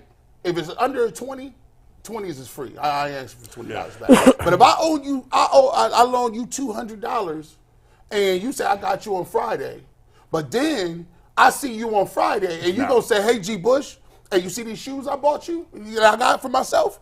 You're like, hold on. You owe me money and you got J's on? Unacceptable. No, unacceptable. Take them off. Take them off, homie. You can't Confiscate your take them shoes. off. Give me them. You cannot go to Milwaukee and say we whining and dining for $300 million and be like, hey, can we get some syntax on what you guys are doing? Do in it say Ohio? how much he paid to get in the Milwaukee? Was it over 400 million? I thought. Haslam? Yeah, there were conflicting And reports he- early there on. was. It was like he's a minority owner. Then I think after some digging, it came out. No. He owns a big share of this team. He bought 25%. It's an undisclosed amount. Yeah. But I'm going to read the exact line from the ESPN article. I don't know the math on my head, but the Haslams who own this is a quote from ESPN. The Haslams who own the NFL's Browns have reached an agreement to purchase approximately 25% of the Bucks from Lazary for $3.25 billion. Right. Whoa. No, No, that's the total That's worth the total. of the team. I wouldn't even bother with that because there was conflicting There reports were conflicting on that. reports. Later, it so it we came don't out know that he exactly bought what the- more than Yeah, that I don't. 25%. Right. I shouldn't have read that. That's my bad. Yeah, that was, I think, the first article. And that everybody was written after. confused. And And you know what? I still think people are confused. Here's Yeah. the bottom line.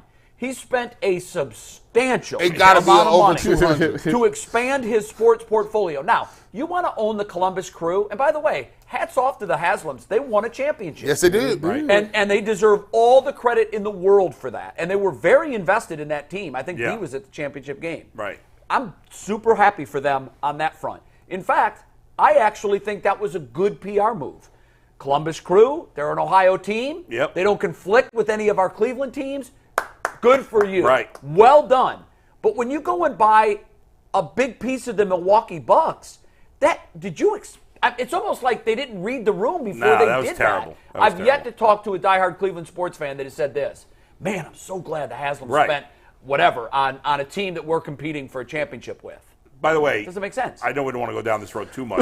I can't remember everybody's opinion on this real quick.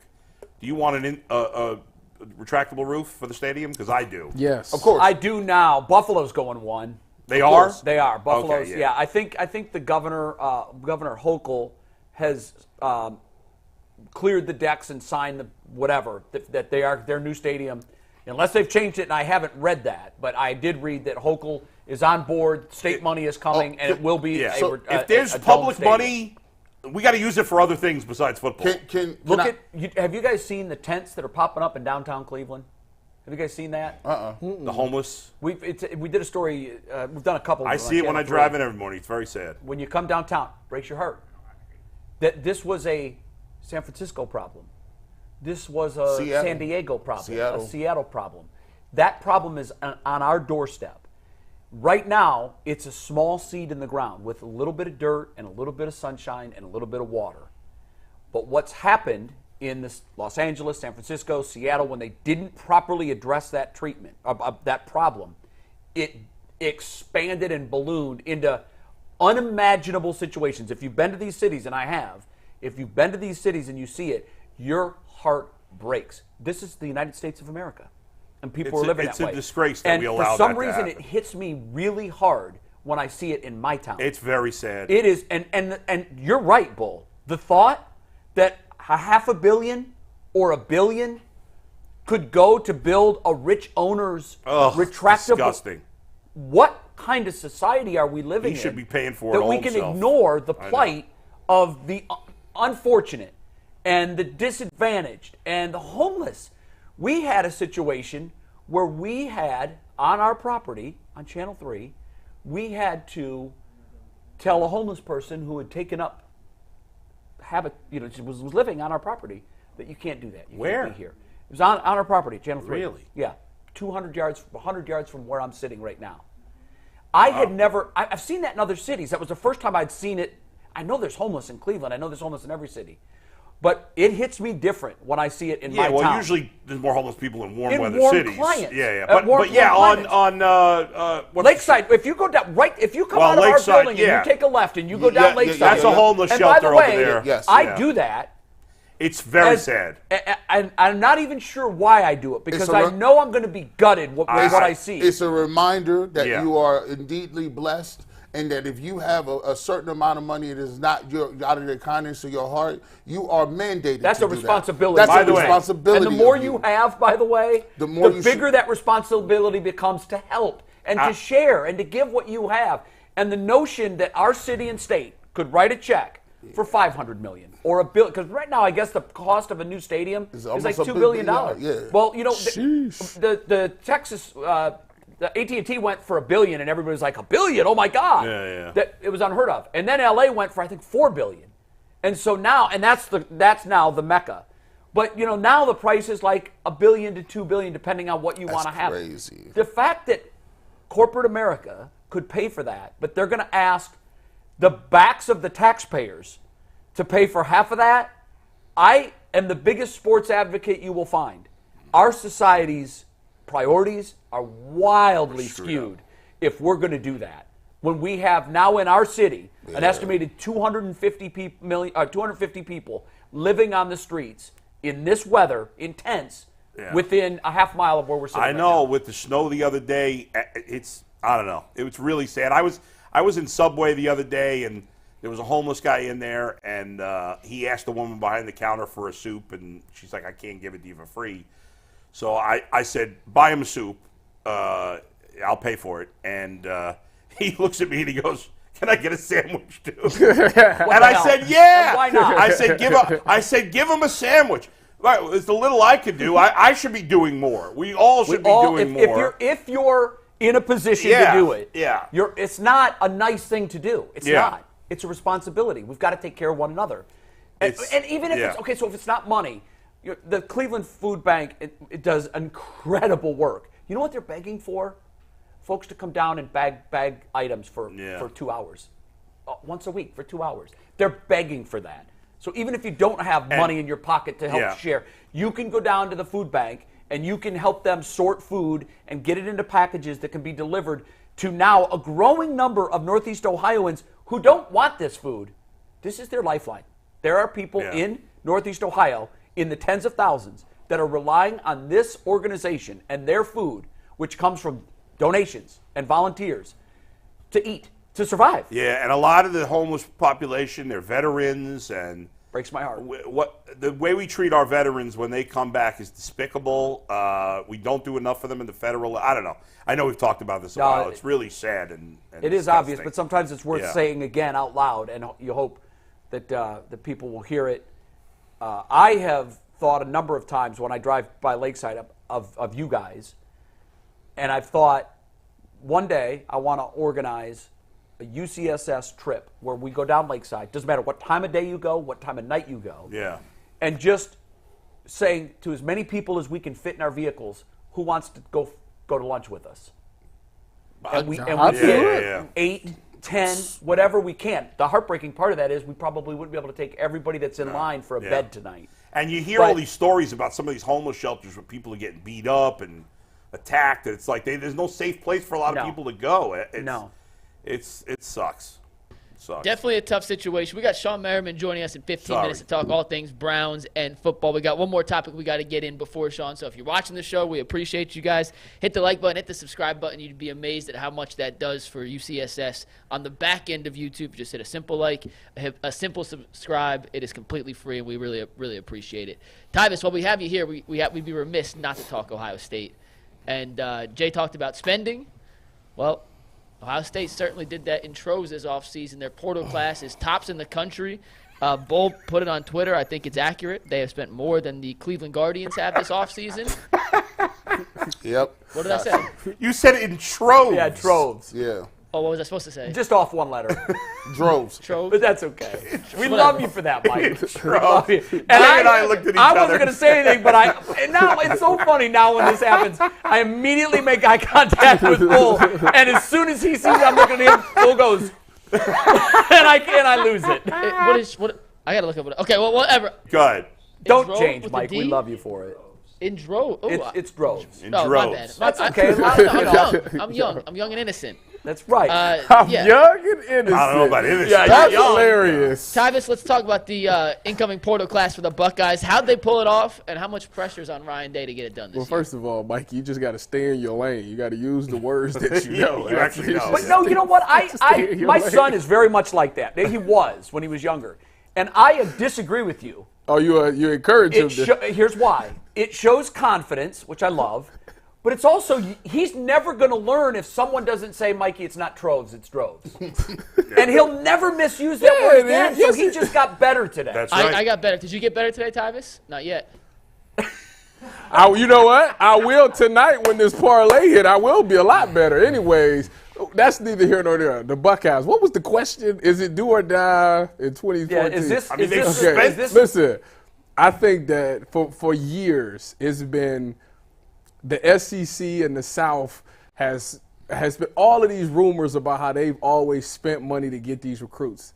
And up here at Ohio State, you felt like we still winning games and we didn't even have to do things like that, you know? Well, in fairness. Be quiet. Listen, I'm a Buckeye fan, but the full narrative is it was going on here and we got caught. And Be quiet. Shh. You had a floor in the second.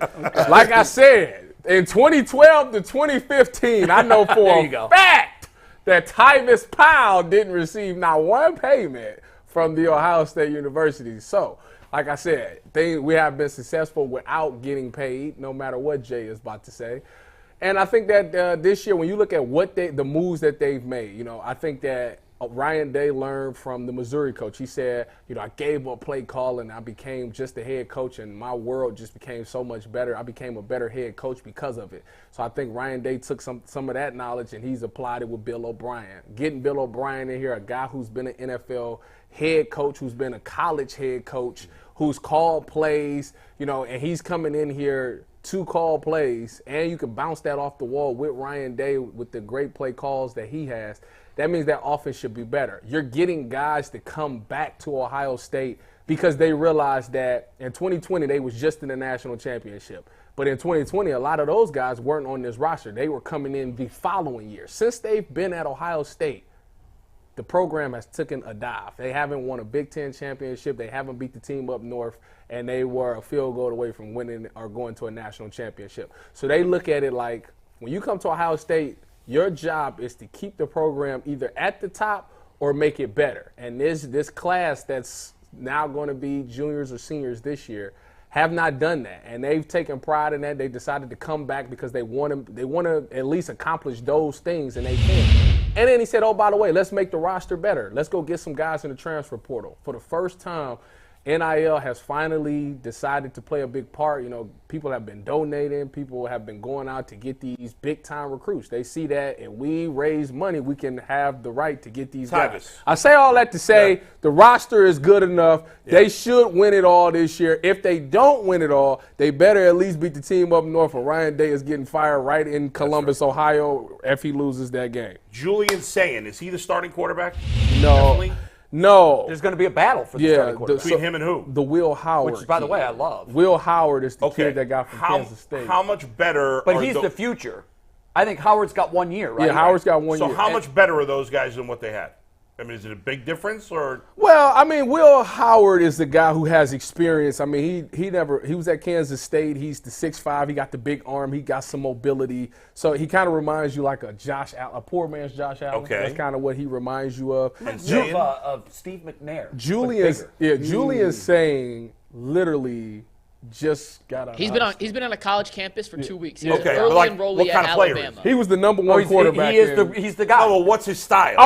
Both. Yeah, he can do it all. Yeah. He can throw. But they also got Aaron Nolan, who was like the 5th best quarterback coming out. They enrolled in January. So who's the prediction? What's the prediction? Who starts this year? Impossible. Oh, I think Howard this year. Yeah, Howard probably. Okay. But I think the real discussion here is Aaron Nolan or Sayin or Keane Holtz. Right. So who knows? So let me give you this, man. I want to talk about this because I would like to see Ohio State be one of the first programs that can combat the transfer portal. So you got a number one quarterback. You got a transfer that's a senior. So obviously, if you really want to do it right, you would like to shirk those first two dudes. Probably, yeah. Nolan and Sayin and play Howard. Yeah. Get him up out of here. didn't have a quarterback competition between them two, and then the other dude would transfer out. The problem is now in NIL and transfer portal, Howard to play. Saying will be like, I ain't trying to be sitting around here. I ain't waiting a year. And Nolan will be like, I don't even know if I want to compete. No, that's not the case. They knew the playing field when they decided to come here. Yeah. Now, it changes with quarterback. Now, let me ask you this. Why don't y'all have signing bonuses? Like, if you tell me in NIL, I say, yo, you want to come here? I'm going to give you another $100,000 just to stay if you come back next year. Because I want to head that off immediately. I want you to be in the system. I'm going to tell the young two. Well, I mean, that's something that can be done. Now, coming out as a high school recruit, that's illegal. So I can't say you get, if you stay this amount of time. That's illegal. So you can't get that off. Why is how's that illegal? A signing bonus to come here, that's illegal. No, a signing bonus to stay.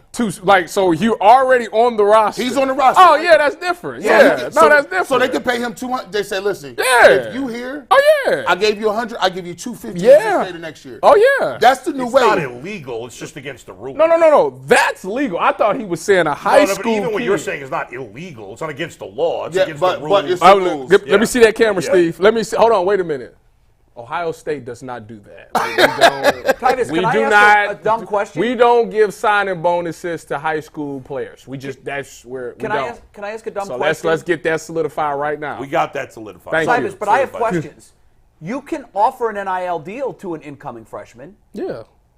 So what's the difference? So how is it different if it's worded as a bonus? Well, I don't understand that. Me either. Oh. But I literally. No, but it's funny. It's funny because I just had this conversation about 48 hours ago. It is against you cannot do that. Okay, well that's interesting. So just call it something else. So like I said, Ohio State, we don't do signing. So it's not the Wild West. It's just the Wild West. Yeah, I don't know what's going on there. I can't speak for everybody else. How good is this running back? Ohio State, we don't really do good. that. The Ole Miss guy, or Mississippi State. He was Ole Miss. He led the SEC in rushing touchdowns as a true freshman 2 years ago. Really I think good. was second in the SEC. He has a ton of carries. Now, we talk about running backs, the carries. He ran the ball a ton as a freshman and sophomore, but he was the #1 rated running back in the transfer portal. He's a 2-time All-SEC player. Yeah. He comes with a very, very decorated pedigree and resume. He's already done it against great defenses. Is he going to be a fairly high draft pick next year? Or he's a running back. They don't get paid. No, I mean, in terms of where running backs go. He get a good internship. I mean, is he a second-round pick or is he a sixth-round pick? Well, it depends on what he does next year. I think too much. Henderson is back. He ain't going to get all them carries. No, they'll be splitting carries, and that's fine because last year with the injuries that the Buckeyes have. I will say this, Tyus, this class is more suited to what Ohio State wants to do. You got a running quarterback. He's 6'5", 240. You can now incorporate all the rest of the stuff. You can go back to some Braxton Miller, JT Barrett, different type stuff, even Terrell Pryor. Run the quarterback power, all those things. You get your running backs. You got two of them, a couple of them now. You'll be able to run more traditional stuff. And you're not going to have the they got receivers, but they don't have the names. Oh, they got one coming in. They got one coming in. They got the #1, and I watched him in the All-America game. And unreal. It's rarely that you see someone separate in that game because they're playing against all elite players. That's what everybody say. They said this kid. I watched the whole game. They said Julio Jones, don't you tell me, Agent Green. Is That's special. what they said. The Buckeye Shrine, the Buckeye cult is bigger than G. Bush's cult. Oh, yeah. That Buckeye cult is huge. They will tell you, listen, I've heard some people telling me, I don't want to say it, it's kind of blasphemous, but Marvin Harrison, Marvin, hey, Maserati Marv is great, but this new receiver we got coming in, I said, don't you do that. Tyvis, did you see the All-American game? I watched him score a touchdown. I watched him consistently getting separation. He made unbelievable athletic plays. He better than Garrett Terrific catch.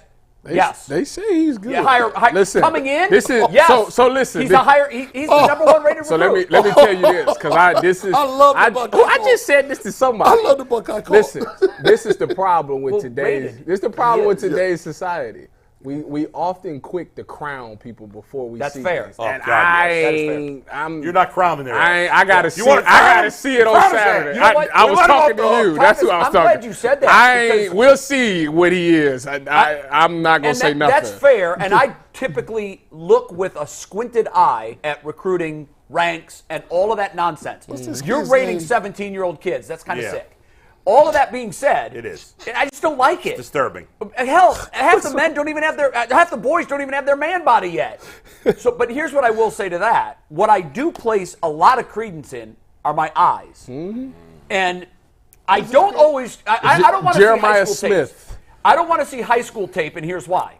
I've seen high school tape from a kid from Idaho playing 7-on-7. Yeah, right. Like, that does nothing for me. Playing against a I bunch of need to see schlubs. you against elite competition. That's what I'm saying. And that's why I watch that game with such great interest. Every year, I'm fascinated in that game. I watch that game, and from the very first play of the game, because I was looking at him most of the time, I'm like, okay, a lot of what I read on this kid is now has more credence with me because I'm seeing it with my own eyes. I can't remember the school that the kid's going to. There was a DB that was guarding him that I think oddly committed to Syracuse, but it was Syracuse I think I do over remember Georgia, that. and and I'm like, this kid, what the hell is this kid doing? I did see that. That kid was on him, and Smith was chewing him up, and this was like one of the top-rated DBs in the country. I got to see it on Saturday. All right, I don't do that anymore. So he got the bag. So he got the bag though. Okay. The Smith kid. I'm not going to. By the way, I'm not going to talk about off the record. We just got breaking news. No, he got paid. Rich Rod is going back to coach Michigan. I wish. And Michigan got a big punter out of the portal. So congratulations. Steve, your 15 minutes of fame is over. You cheated your way to your national championship. I call it 15 minutes of shame. Jeez. And now you cheated your way to the championship, and now Michigan's irrelevant again. Kind of feels that way. Rich Right? Rodriguez is going back. No, I'm kidding. But, That was a joke. Yeah. Oh, okay. But Michigan is irrelevant again. They are. Yeah. They are. This was, I think within the week we're going to hear that Jim Harbaugh is taking an NFL job. Yep. Some say it's going to be the Chargers, but there Yep. are others that say there are some big names. Mike Vrabel is one of them attached to that job right now. I heard Justin Herbert might be sleeping over at Harbaugh's house. He did invite a kicker. You know? that had a sleepover with a kicker. Yep. That he stole away from Connor Penn State, Stallions just got hired by the Chargers. Is there is coincidence? Yeah. I don't know. Hey, that's unacceptable. No. The real question here, because we got to move on, but the real question here is it this year? Does he have to win the national championship? He has to beat Michigan. Has to. That's 100%. That's a given because the game's at home. I just expect us to win when it's in Columbus. I expect us to lose when it's Ann Arbor. It's a rivalry. That's the way they work. They absolutely have to beat Michigan. Michigan's going to be down. Yeah, no They're going to have a new coach. Right. They're not going to be, they're not going to know all the plays that are going to be called. They are definitely on the decline. But to say they have to win a national championship, they're also saying in Georgia right now, we have to win it this year. Yeah, they're saying in other schools. They got to win a championship? Or what's the have to for Ryan Day? Oh, he has to beat the team up north. I think he has to make it to the Final Four. He got to beat the team up north, and he got to win the Big Ten championship. Has to. That's a given. Has to. And he has to make it to the Final Four. Final Four. If they stub their toe and lose to Penn State, let's say, it's also over for Ryan Day. Yeah, he's got to run the table, which is that's a high bar, but it's Columbus. They lose to Georgia in the national semifinals in a hard-fought game. Okay, which is exactly what happened last year. As long as he beat Michigan and got there, but it can't be what it was this year. That can't happen. Well, again. and by the way, we say it can't be what it was this year. Just to remind everybody what it was this year. The last 2 years, they've lost to the eventual national champion. They lost on a missed field goal at the end of the game to the eventual champion, Georgia. They played Michigan closer than anyone else and scored more points against Michigan than anyone else. I mean, Alabama had the chance to beat Michigan at the end of the game. They didn't do it. I know, but it was just as close. There were many plays in that Ohio State game that if they flip one play, Ohio State win or you lose. That's all that matters. I get that, but if you say it can't be this year, they lost to the eventual national champ this year. But you just said it. If they lose to Michigan, he's done. Right. That's all I'm saying. But what can't happen this year is they've got to make it to the Final Four this year. Yeah. There's now going to be 12 teams. Right. Ryan Day is going to have to win 2 big games. That's likely to, unless he's in the top 4. But he needs to do that. That's right. They should be in the top 4. They better be. Yeah. We're going to bring in Shawne Merriman here. We've had him on a couple times. Been an awesome guest to talk all things football. And also, if you want to watch some great mixed martial arts action this weekend. It's coming up, but it's the Lights Out 14. It's on February 16th, not this weekend. I got my dates wrong. It's next month, but it's coming up on Fubo pay-per-view. They have some highlight, star-studded main events, and Shawne Merriman's here to talk a little bit more about that and the NFL playoffs, the Browns, and much more. So let's welcome in our guy, Pro Bowl, All-Pro, should be a Hall of Famer, Mr. Shawne Merriman. Shawne, we got to get to it. We got to get to it. I'm going to just come out and say it. The news has hit. Talia Tungavaloa is in the transfer portal. No, he's going to the league. Oh, he went to the league? They denied him his 6 years. So he's been out of it. He's got 10 years. Like I think he's a veteran there. Now here's the thing: have they ever approached you at Maryland? You are a big guy. Philanthropist. Yeah. So have they approached you? And be like, listen, we got this NIL deals. We need a quarterback in here to compete with Ohio State and Michigan. What you doing? I'm cutting the check. Hey! Now, he's on record saying this. Yeah, but Shawne, C.J. Stroud just wrote a $500,000 check to Ohio State. We're not talking six figures, right? Yeah, we're talking six figures. I told Lox and them I'll cut him a check. Mike Loxley over. I'm a Mike Loxley guy. And look, I actually believe in what they got going on, right? And let's with the NIL stuff. Like, yeah, you're gonna have your one or two guys that we're talking about, like the massive. But if you're throwing out 10, 15,000, 20,000 here, you can keep some core guys, man. But you have to, in this day and age, you got to have something on the table. Whether people like it or not, whether they agree with it or not, that's just the way things are now, and you ain't getting away from it. Shawne, I would think it's the Under Armour money, right, at Maryland. I would think that Maryland would be one of the schools that's most likely to emerge in the next 10 years. Where's Boomer? I'm talking corporate money, though. Boomer Esiason. Yeah, but Boomer Esiason isn't Under Armour money. Under Armour. He's got a lot of money, too. Get Boomer out there. Write checks. I would think that Maryland is well-positioned. They've got a great coach there. They've got some nice momentum. Now that you can just out-and-out write checks, and they've got a guy who we know wants this program to be great and on the map, I would think they're well-positioned to become one of the teams that was a team that you always knew about and looked at, but I think they can, in the future, become a team that you're like, oh, okay, Maryland's doing it like that. Yeah, that's you're talking about Under Armour and Kevin Plank specifically, right? Because Kevin Plank played football there. Sure. And this is a conversation I had with KP, man. KP has done so much for the University of Maryland, man. I'm not talking about just Under Armour. He has done a lot. That new practice facility, I don't know if you guys got a chance to see it or not, but heard about it ain't nothing close to what we played in when I was there, right? Right. And this was something I talked to Kevin Plank about, man. He can't be the only one that's doing stuff for the school. And I've talked to, Vernon Davis, DeQuail Jackson, a lot of us former guys who had, fortunate enough to have a lot of success when we got done. And we're all coming together, putting something together right now to jump in because Kevin Plank, man, he's done so much. He can't continue to do everything on his own there. And we got enough guys, man, that had success after we were done. So we got something cooking, but we got to play ball, man. We're trying to win. So yeah, it is like Phil Knight in Oregon. I mean, when you think about it, it's probably on a smaller scale, but you're absolutely right. What he has done for that school is unimaginable, and there's got to be other guys grabbing the rope. Yeah. Shawne, on a different note, I'm curious, the AFC Championship game, I think we're all fascinated. I personally think whoever wins that game is going to win the Super Bowl. The Ravens have clearly been the best team in football this year. There's no doubt about it. But the Chiefs got Patrick Mahomes. So who are you leaning towards in that? Typically, man, over the past several years or so, I would say this is a layup for Patrick Mahomes. But let's be honest, man. They're not the same team that they once was, right? They're not as dominant. They're winning, and that's a big part of because of Patrick Mahomes and what he's been capable of doing. Travis Kelce, he's getting up there in age, but he can still go out there and dish it out. Chris Jones, that dude is on another level. But right now, the way the Ravens are playing, their brand of football that they're playing, I don't think anybody can beat them. And not just because their talent, I don't know if you guys seen the other day, one of the inside line, I don't know if it was Smith or Queen that came out and said that, I don't care if it's my cousin coming on the field, they're getting dealt with, right? Like that's the mentality that they have, man, and they're punching people in the mouth. And I got to give Houston credit, right? Because first of all, nobody, I don't care who you are, nobody thought that Houston was getting there.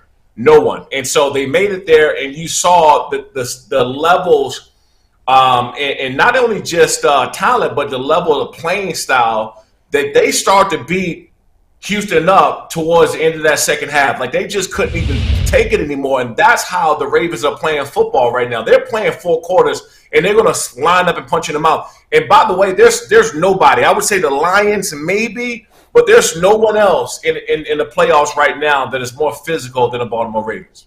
Well, I'm glad you brought up that because I need to go to the NFC, and I want to ask you mainly about 2 pass rushers. You know, obviously San Francisco got Nick Bosa, and the Lions got Aiden Hutchinson, who's doing a really good job. Which one of them do you think makes the bigger impact in their game, and which one of them reminds you of yourself?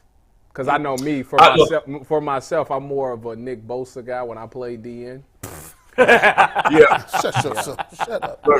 Look, we ain't gonna start this fine morning off by lying now. Come on, now, Hey, wait a minute. Wait, Shawne, listen. Hold on. Wait a minute. Shawne, let me tell you. When I played in Muni League, I started my career off in Muni League as playing defensive end. I won defensive MVP for my team. I'm telling you. I was in the backfield. I was like Julius Peppers. Ty, you had 0 sacks. I swear. No. I said in Muni League. You were like Julius Peppers. I was like Julius Peppers. I'm telling you. I was around the tackle sacks. We're not gonna start off by giving participation awards away now. That's all right. I got to bring the trophy in. Muni League. I think Nick Bosa is the best pass rusher in football. I would say Micah Parsons is next, and Myles Garrett. You can kind of go down the line. T.J. Watt, and I'm not talking about a big separation. I'm just talking about incremental amounts. But I think Nick Bosa probably is the best pass rusher in football. I think Aiden Hutchinson and what he's doing right now, he's making a bigger impact, if that makes sense. He's making a bigger impact because he's having these game-changing plays. You look at the end, man, this dude is splitting double teams. His retrail and retrace and how he chased down the ball, man, he's always even when he's not making a play or a sack back there, he's causing a problem in that backfield. So, yeah, I'll always give it to Nick Bosa. I think Nick Bosa is the best pass rusher in football. But right now, the biggest impact is Aiden Hutchinson. Hey, Shawne, let me ask you this question about defensive ends, because obviously we have Myles Garrett here, and in a championship game, people talked, not championship game, but wild card game, they talked about not having the impact that you want. When I was growing up playing defensive end in college, you couldn't just run around blocks. Like you had to, they're like, oh no, you got to deliver hands, you got to take it on, shed the ball, and definitely you wasn't allowed running upfield and just playing the pass. Today, I don't really understand, do defensive ends have run responsibility? Because I see a lot of guys just swimming, just moving inside, no gap integrity. Is that the new wave, or what are we doing now? Yeah, look, right now, man, everybody knows that sacks is money, right? And so you see a lot of these guys flying up the field, and that's why I joke around now that I got 12 to 15 snaps in me because I can run up the field also, right? Now, they throw a screen or a draw, I'm not changing direction, that's for sure. I'm straight up the field still.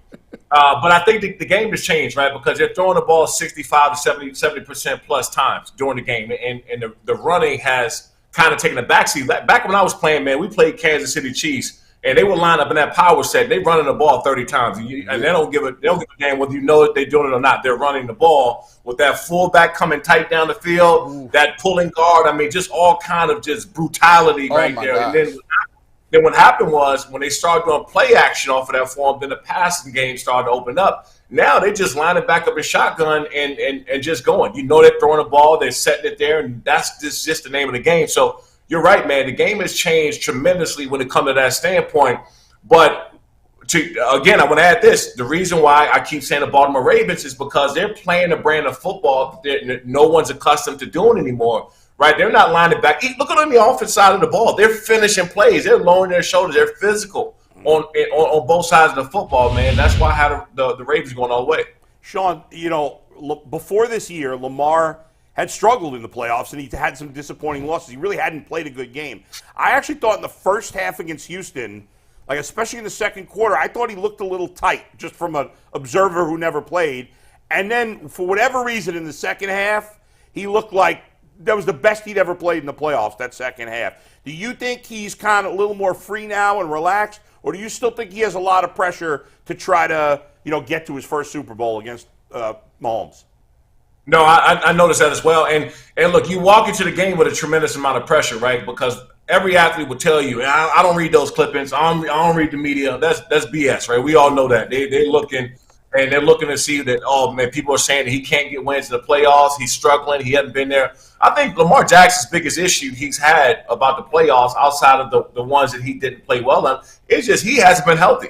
This is the first time we're seeing a healthy Lamar Jackson in a very long time, and that's scary. So I think it's less about what he can do in the playoffs and more about just him walking into the games healthy now, where he's not battling the ankle, he's not battling the knees.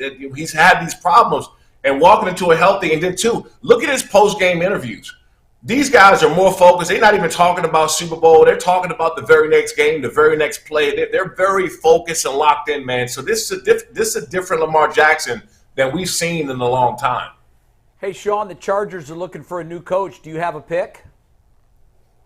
Somebody's going to help us win, man. That's about it. Do you prefer Harbaugh? Mike Vrabel's name is out there. I think this. Obviously, the fan favorite. Everybody wants Jim Harbaugh. Now, I even got in on the phone on social media, kind of joking around and whatnot.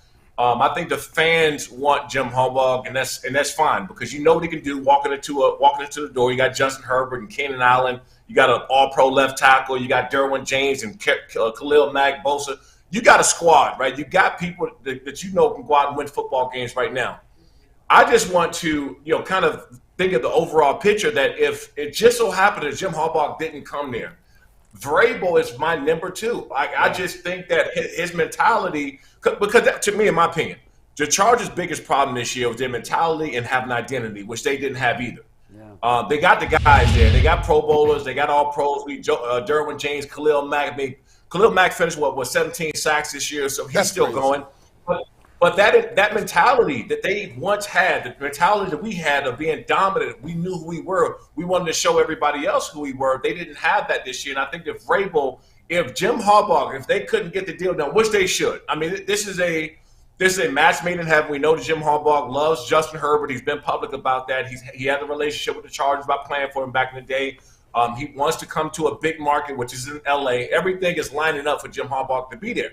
But Chargers fans and just people around, I would not shy away from taking a real look at Vrabel if Jim Harbaugh didn't work out. Yeah, the Vrabel thing is, man, everywhere he goes, toughness follows. And you're right, the menu is loaded with incredible ingredients. I think that the biggest jump from last year to this year is going to be the Chargers, whoever takes the job, because I felt the coaching staff was holding this team back from its true potential. They're going to need a new running back, though, right? Eckler looks like he's... Yeah, what happened to Eckler? He got old real fast. Messed up my... Yeah, Eckler was banged up. But I think, too, and I think that Austin Eckler would agree to this, and I think he even said it a little bit publicly, you need two running backs in this business, man. You need two running backs that can have 1-2 punch. Pollard, right, for the Cowboys, good. But, I mean, he wasn't as good when when Ezekiel Elliott was there. So you need that 1-2 punch combo. Somebody's going to take the load off of you and be able to stay fresh for a whole season.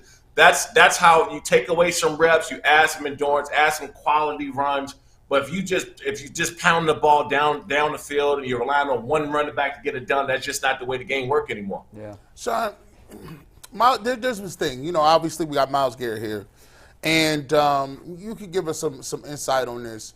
He seems to always start off well. Seems to start off with, 10, 11, 12, 13 sacks. The last couple of years has not had the production in the second half of the season. I think the last 8 games he had like 1 sack or something. If you look at his career compared to the other great pass rushers in the league, his sack, obviously there's other things besides sacks, but if you just look at sacks, the other pass rushers in the top ones in the league in their career don't have a noticeable drop-off in December and January. Yeah. Why is that? Myles Garrett has a noticeable drop-off consistently in his career, and we don't get it.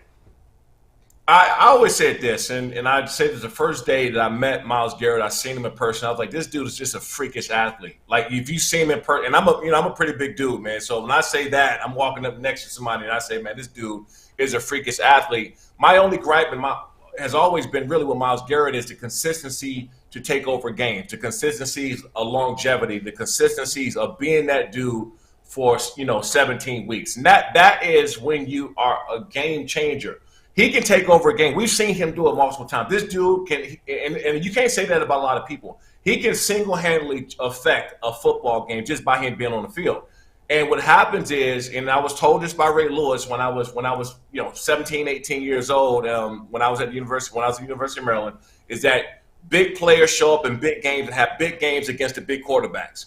That is when you kind of set the tone and you start having your name mentioned up there with the greatness. So anytime I seen Peyton Manning or Tom Brady, any one of the Ben Roethlisberger, just go back and look how many sacks I have in these guys. And that was instilled in my mind that you can't have a drop-off later on during the season. You can't have a drop-off in smaller moments. That AFC Championship game that we had against the Patriots, I had 2 or 3 sacks in that game. You have to show up in those big games because nobody's going to remember those 15-plus sacks you had during the regular season. They're going to remember those turnovers that you had in critical moments. They're going to remember the forced fumbles that you had, or they had to throw it fast because you got the offensive lineman thrown up in the quarterback's face. And so they'll remember those things. They're not going to remember everything else. So I hope that Myles Garrett legacy, whatever he decides to get done, is not that he was just a great player during the regular season or he was a good player for Cleveland. He needs to go down as one of the greats because he has the capabilities of doing it, but it's really up to him to keep it consistent. Shawne, first of all, shout out to your Lights Out event. First, it's on a very important day, probably the biggest day of the year. February 16th, Tyus will be turning 30 years old that day. So that's a really good job out of you for doing it on the biggest holiday on this year.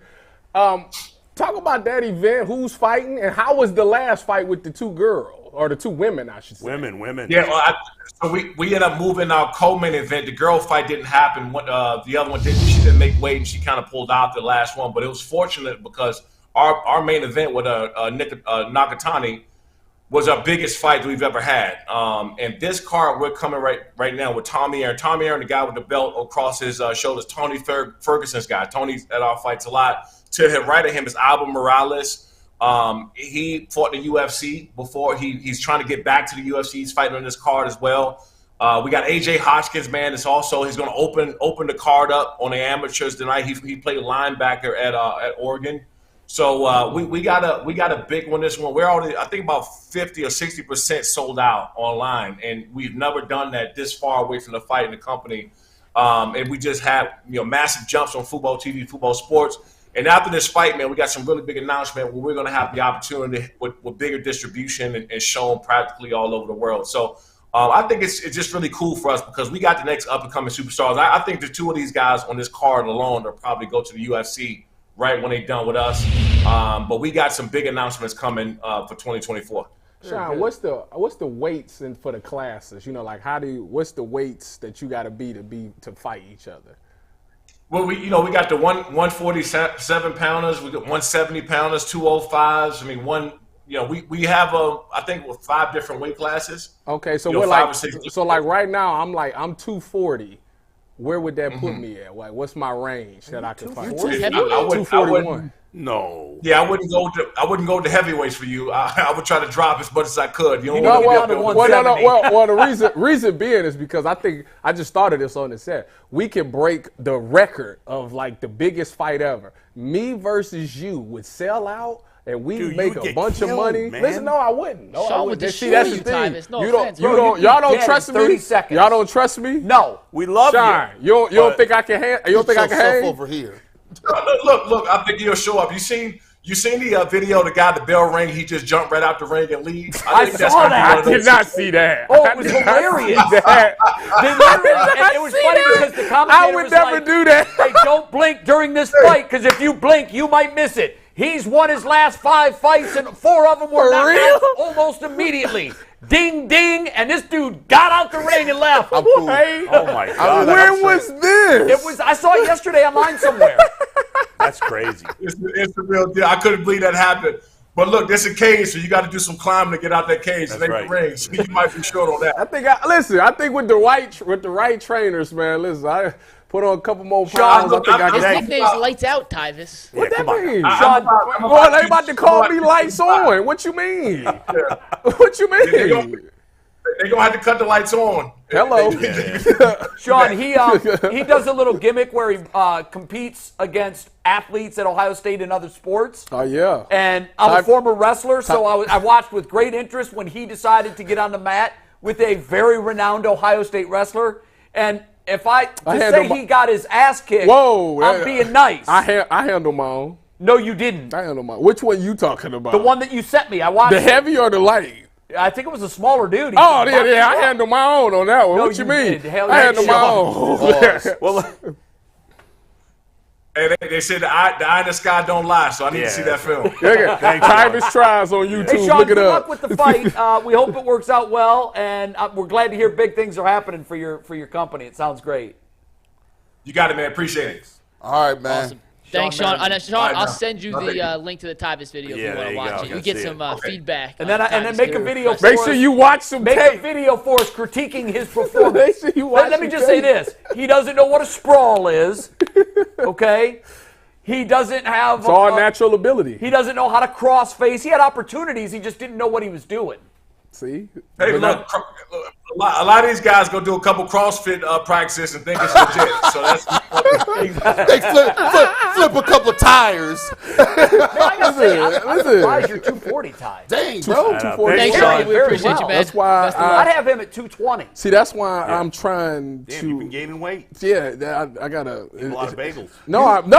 Actually, this month out sugar. I gave up bread, and for the past, this is day 3 of me not having sugar. I was 241. Yeah, but after day 1, he told me when I was walking in the gym, he goes, I got to tell you, man. Oh yeah. I tried giving up sugar, and I looked at that candy all day. I walked in my closet like 20 times, and I looked at that candy God. Take it from two fat guys. You know you gain weight when your lower back start aching. And you be like, is my lower back aching? And I'm walking in the grocery store. Well, my back ain't hurting. So. By the way, guys, on a real quick football note, I don't know what made me look this up real quick, but it was something about Shawne. It said about injuries maybe or something. I don't know. But I was thinking about how we talked all year about how there were tons of injuries, right? There was a record number of players that started games. At quarterback. Yes. But in the end, of the 14 teams that made the playoffs, there were 12 quarterbacks that played every game. Some of them didn't play the last game because they had locked it up. But there were 12 quarterbacks in the NFL this year that did not miss a game due to injury. Okay. 12. 10 of them were on playoff teams. Wow. And of the 4 playoff teams that were not in that group, 2 of them, their quarterback, C.J. Stroud and Matthew Stafford, only missed 1 game. So of the 14 playoff teams, 12 of the 14, the quarterback missed 1 game or 0 games due to injury. And we had 5 different The Browns and the Steelers were the only teams that made the playoffs having to use a backup for more than 1 game, and they both lost in the first round. Pittsburgh used 3, correct? Yeah. During the season, the Browns used 5. Operation Stockpile. McNuggets, I owe the fans this parlay, I got a FanDuel read to set you up, Tyvis. One note of business beforehand, Gerard Johnson, who interviewed for the Browns offensive coordinator job, just interviewed today with Philadelphia as well, so he's a hot commodity. Tyvis is going to give us his parlay for tonight's Cavs-Bucks game on FanDuel, because if you're betting, you should be using FanDuel, America's #1 sportsbook. And right now, new customers get $150 in bonus bets guaranteed when you place a $5 bet. That's $150 in bonus bets, win or lose. And the app is simple to use, which makes it so easy to navigate. And the best part about FanDuel, they have a million different ways to bet, including live same-game parlays. You can find bets in the new Explorer tab. You can make parlays in the Parlay Hub, which is the best and easiest way to find popular parlays, and so much more. So visit FanDuel.com/UCSS to make your first bet a layup. FanDuel, an official partner with the NFL, an official partner with the Ultimate Cleveland Sports Show. And Tyvis, let's hear your parlay for tonight. All right, so my parlay for tonight, y'all tell me when y'all think it's wrong. Dame Lillard to get 20 points. Giannis to get 30 points. Dame Lillard to record 4 assists. Giannis to get 4 assists. Giannis to get 10 boards. Jared Allen to get 10 boards. Brook Lopez, 6 points. Giannis over 33.5 points. Donovan Mitchell, 25 points. Damian Lillard, 3 made threes. Donovan Mitchell, 3 made threes. Jared Allen, 10 points. Brooke Lopez, 10 points. And Brooke Lopez, 1 3-pointer. So you got Brooke Lopez 6 points and Brooke and Lopez 10 points. You said. Yeah, I put it. Yeah, It's just different odds, yeah, I guess. Yeah. I mean, it all sounds good to me. I don't know. No, I got it's 10 points and 1 made. 10 points and 10 rebounds. The only reason that scares me, Ty, is I know that Giannis is probably going to play the most motivated game that wasn't in the NBA Finals of his life. Because he just got the coach up out of there. Yep. And he wants, not a win, he wants to boat race the Cavs like they boat raced the Bucks last week. My only concern is this. The Cavs are playing defense at an incredible rate right now. Their efficiency rate, are they number 2 right now? Number 2 in the overall NBA? in the NBA. Yeah, but they don't have anybody to defend Giannis. No, here's This is what where I'm saying. Mobley. This is where you need Mobley. You do, ironically. You do, and I think Allen's out of his league in that matchup. However, I just think that collectively, 33.5 points is a lot. I mean, even for Giannis. So let me tell you why he's going to get that. Okay. Because he just watched Embiid go for 70. I know. He just watched Carl Anthony guys see Towns go Durant's for like reaction? 50. And then I think Kevin Durant went for like 40. So he thinking to himself, let me Maybe. show what I got. No, Because this the that's first true. time he And done is touched gonna the be floor motivated. since. And He's going crazy tonight. And if he gets Jared Allen in foul trouble, he's going to eat. Oh, he'll have 50 if Allen Yeah, gets but in then foul Jared trouble. Allen might not get his 10 points. And no Tristan Thompson. Or his 10 tonight either. rebounds. Guys, got a couple super chats real quick, then we can finish. Tyvis, if you win that parlay, please let us know. We will feature it on the show. he'll If let you us have a know. winning parlay, The let chat us going know. to be like, give us another one. By 10 o'clock tonight, we'll all know. Couple super chats. First one from West B said, Jay had me dead when he told Tyvis that he thought Flacco reflected on their time together fondly. I love you guys. Listen to you every day. Appreciate you, West B. Akimbo RPG said, G's the backbone of the show. He needs a raise. Michael McGee says, is Sam Merrill Kyle Korver 2.0? Yeah. He's playing out of his mind right now. Don't disrespect him with Korver. Korver was a great shooter. Wow. We didn't even play true or He was a false great because of year. y'all. We're going to do it for overtime. No, We're we going to do didn't true or have false in overtime. Last one, Michael McGee also says, G. Bush takes fashion tips from Cam Newton. All he needs is the hat. He's got a hat. I got multiple. All I hats. want I was everybody thinking to. Sam Merrill was a better shooting deli. Before everybody leaves, Sam y'all need to Merrill? know that I am the defending champ, and I'm going to get my title again. And it is. We're doing true or false. True or and false OT? for overtime. It's going down. Get Yeah. to it. By the way, Sam Merrill is Seth Curry, and that's a compliment. Seth Curry is one of the more underrated offensive right. weapons in basketball. No, he That's For a his good one. career, Seth Curry shoots 43% So from not three. I like Steph, that. Seth. Yeah, Seth. that's right. He can't shoot like Steph does off the dribble, but Seth, No one. a valuable asset on offense. Sam Merrill's been unbelievable. By the way, see you in overtime. hit the like button as you're going away.